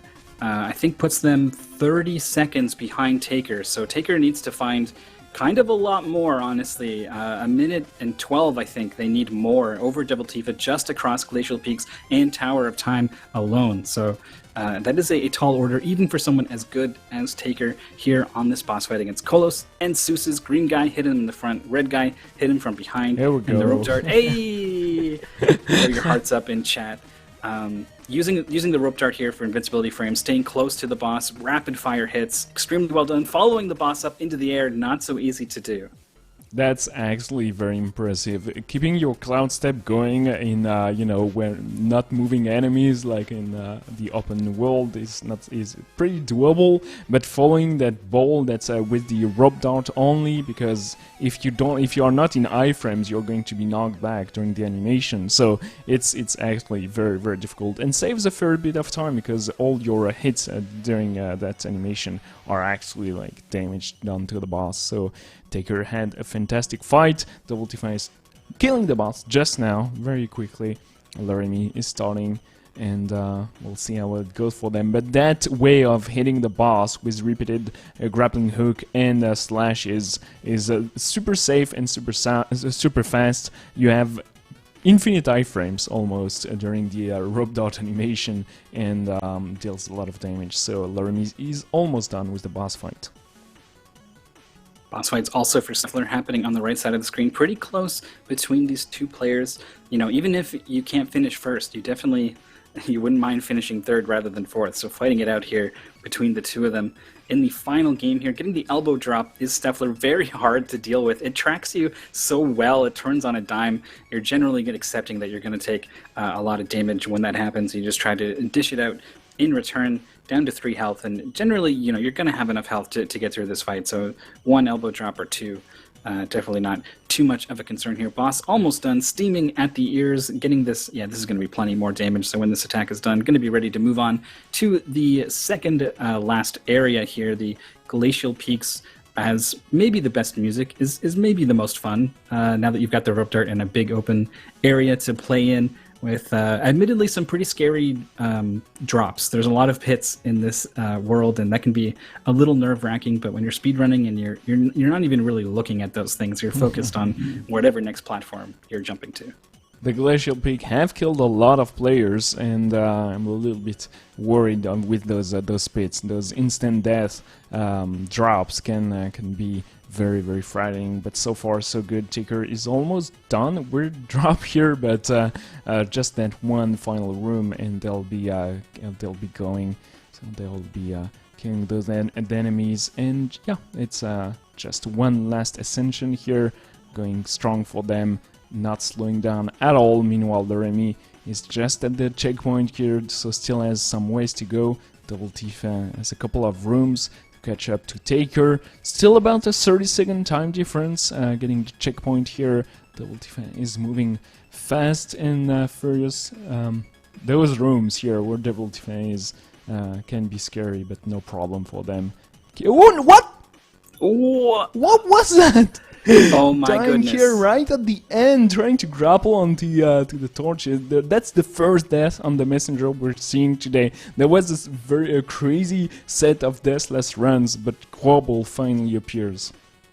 Yeah, you never want to see this guy. He wastes time when he appears. He eats your crystals, which thankfully we don't care about too much right now. But of course we care about the time lost from that death, especially if you're Devil Tifa or a Devil Tifa fan, which I find myself being a part of that group. Fan of pretty much all the players, really. Starting the Tower of Time at 27:34 is Taker. We'll take a look at how long this cutscene is for Devil Tifa and see just how far back that put them, because they cannot afford to lose too much more time if they want to hold on to their first place position. We're in the final zone of the final run of the finals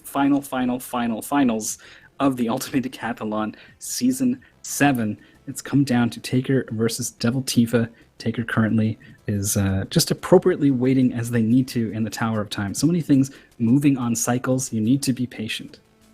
Everything deals a lot of damage. You cannot go faster than need be, and getting stuck here. Taker is going to have to wait just a little bit more, and you want to keep your health going, because first everything deals so much damage, you're never safe, and Taker will kill the enemy here. And there's a nice skip you can do at the end if you have over 5 HP, so you can just take that 1 damage somewhere if you're unlucky, like Taker did just now. So now you have to go fast, taking 2 hits, so that's done for that one.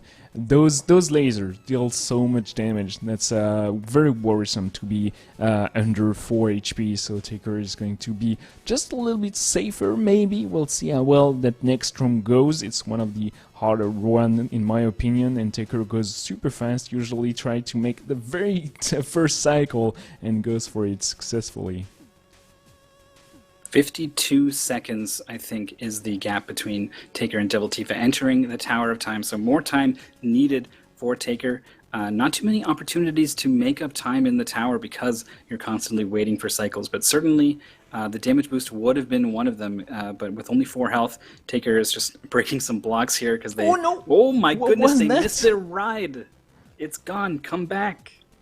Alright, they will have to wait 2 cycles instead of 0, so that's a long one. But that's better than dying, I guess. That's where they did not grab onto the wall. I don't know exactly how that was possible, but they're still moving, so that's good. A couple of rooms left to go. It's almost done for Taker. That health is a nice refill.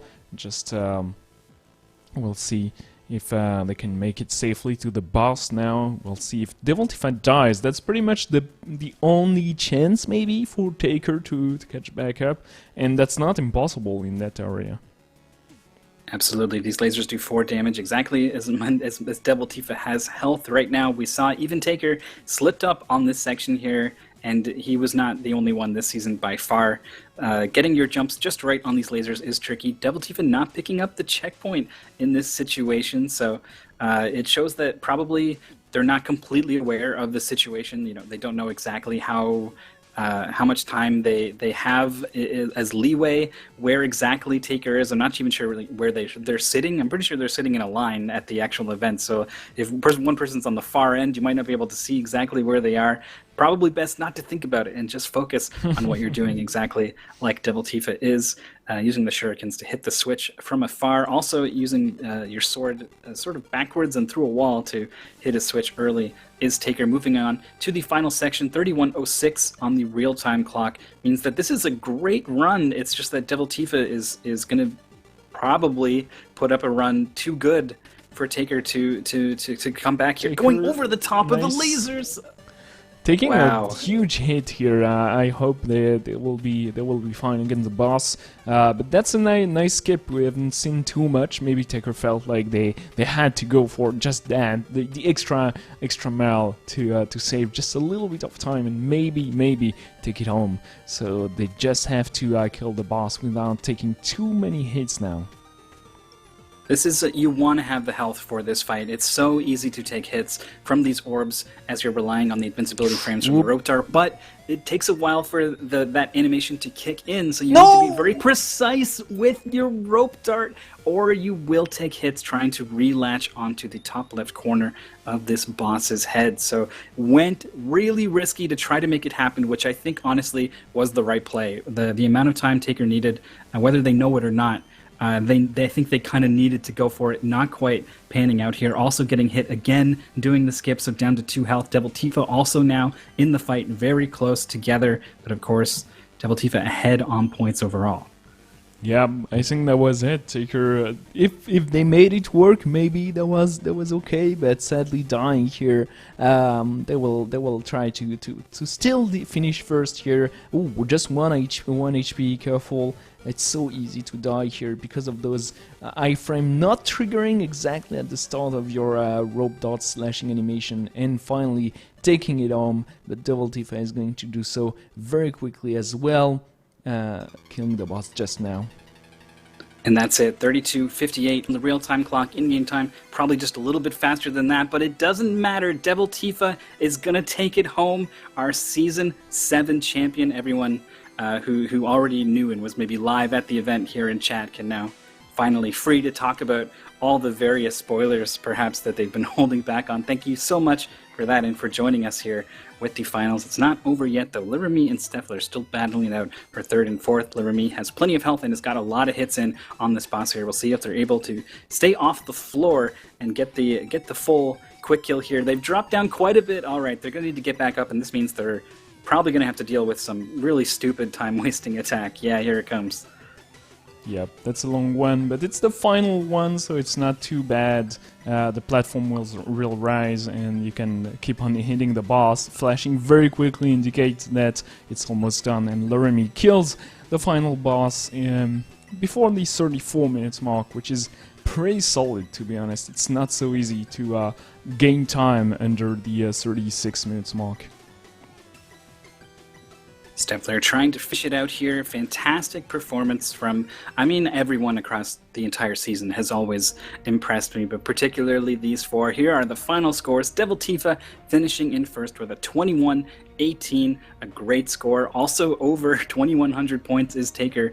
If you had told me, a month, 2 months ago, that someone with 2,107 points was not going to win in the finals, I would not have believed you. Great scores from Liverme and Steffler as well, finishing 3rd and 4th respectively. That is it. It's over. it's all Yeah, over. it's the end. Devil Tifa wins. Second is Taker. Third, Laramie, and fourth, Stifler. Very very good performance by all the players. To be honest, that was not an easy task to compete during UD7. It was a very intense one. It was very fun. We did a lot of lives. We did a lot of streams. Lots of silly ones and a lot of very serious one. The first qualifier was the first chance tournament that was like 2 months and a half ago already, and those players had a lot of fun. The Ultimate Finals were pretty interesting to follow through. Everyone gathering around. But my most definitive memory for UG7 is going to be the team tournament. It had a huge impact on the community and on yourself, Mythical. You follow through, you play with a lot of players, and that was a ton of fun for everybody.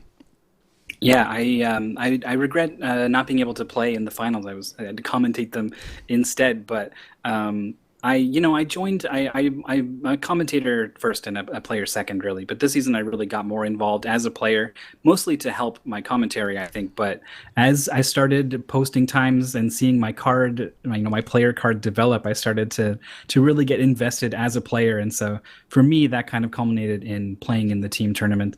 And we did really well. We got to the finals. I think I might have paired with Molaman for the best lawnmower time of the tournament. I think if not first, it was second. So pretty proud of that. But maybe not as proud as I am of the community as a whole. 4 months in some ways is a long time, but for 10 speedruns, it's not a lot of time. So the fact that players are getting so good, like close to world records in many cases, is kind of crazy to me. I continue to be amazed at the dedication of the community. It's always a treat to be a part of it. Yeah, for sure. It's a ton of fun, and that's why it's not the end of UD. At least UD7, for those 10 games, we can put them aside and never think about it ever again, maybe. But UD8 is going to happen in the future, probably after summer, like around maybe a start around September. No promises though. And since the team tournament was so fun, it's going to be one of the main aspect for next season. So we have a ton of ideas, ton of suggestions. But join the Discord if you want to be part of it. Maybe ask friends around if you'd like to. Hey, do you want to learn a couple of speedruns to help me out in a team tournament? It's going to be a lot of fun.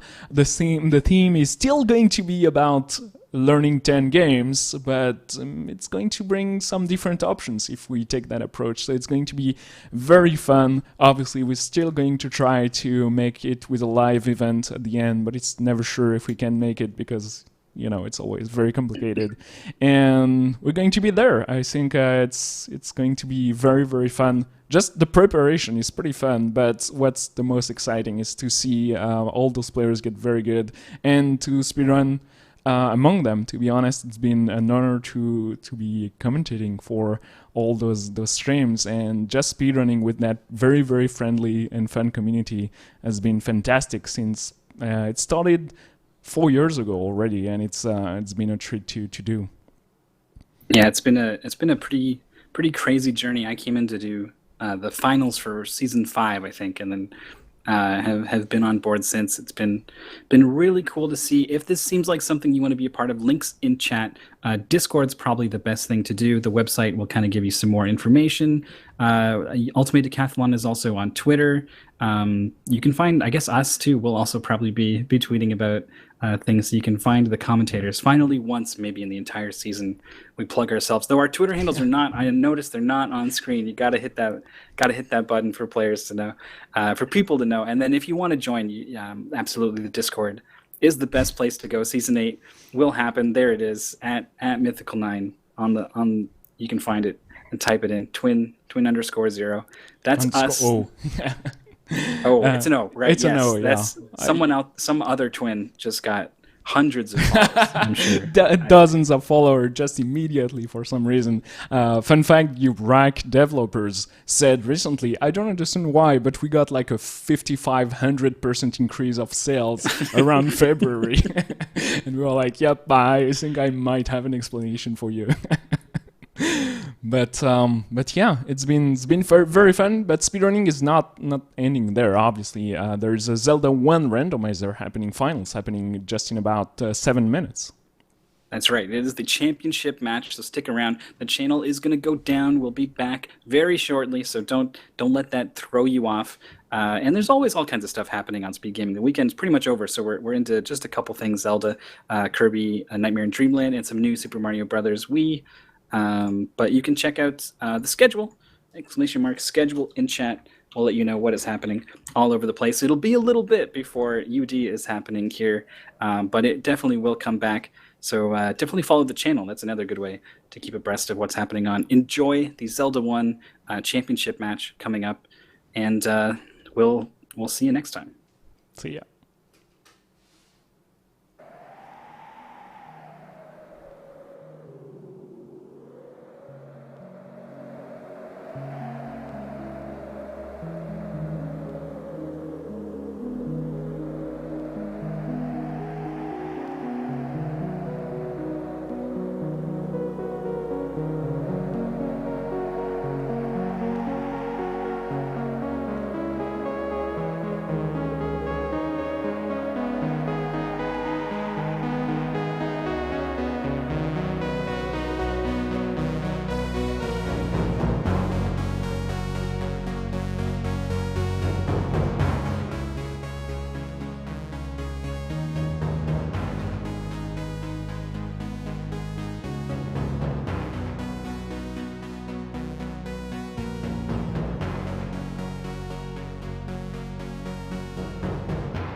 D'ailleurs, en parlant du Stunfest, parce qu'il y a le décathlon, mais il faut se projeter.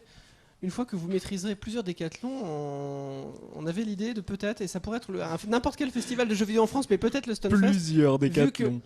Je voulais faire en fait le décathlon IRL.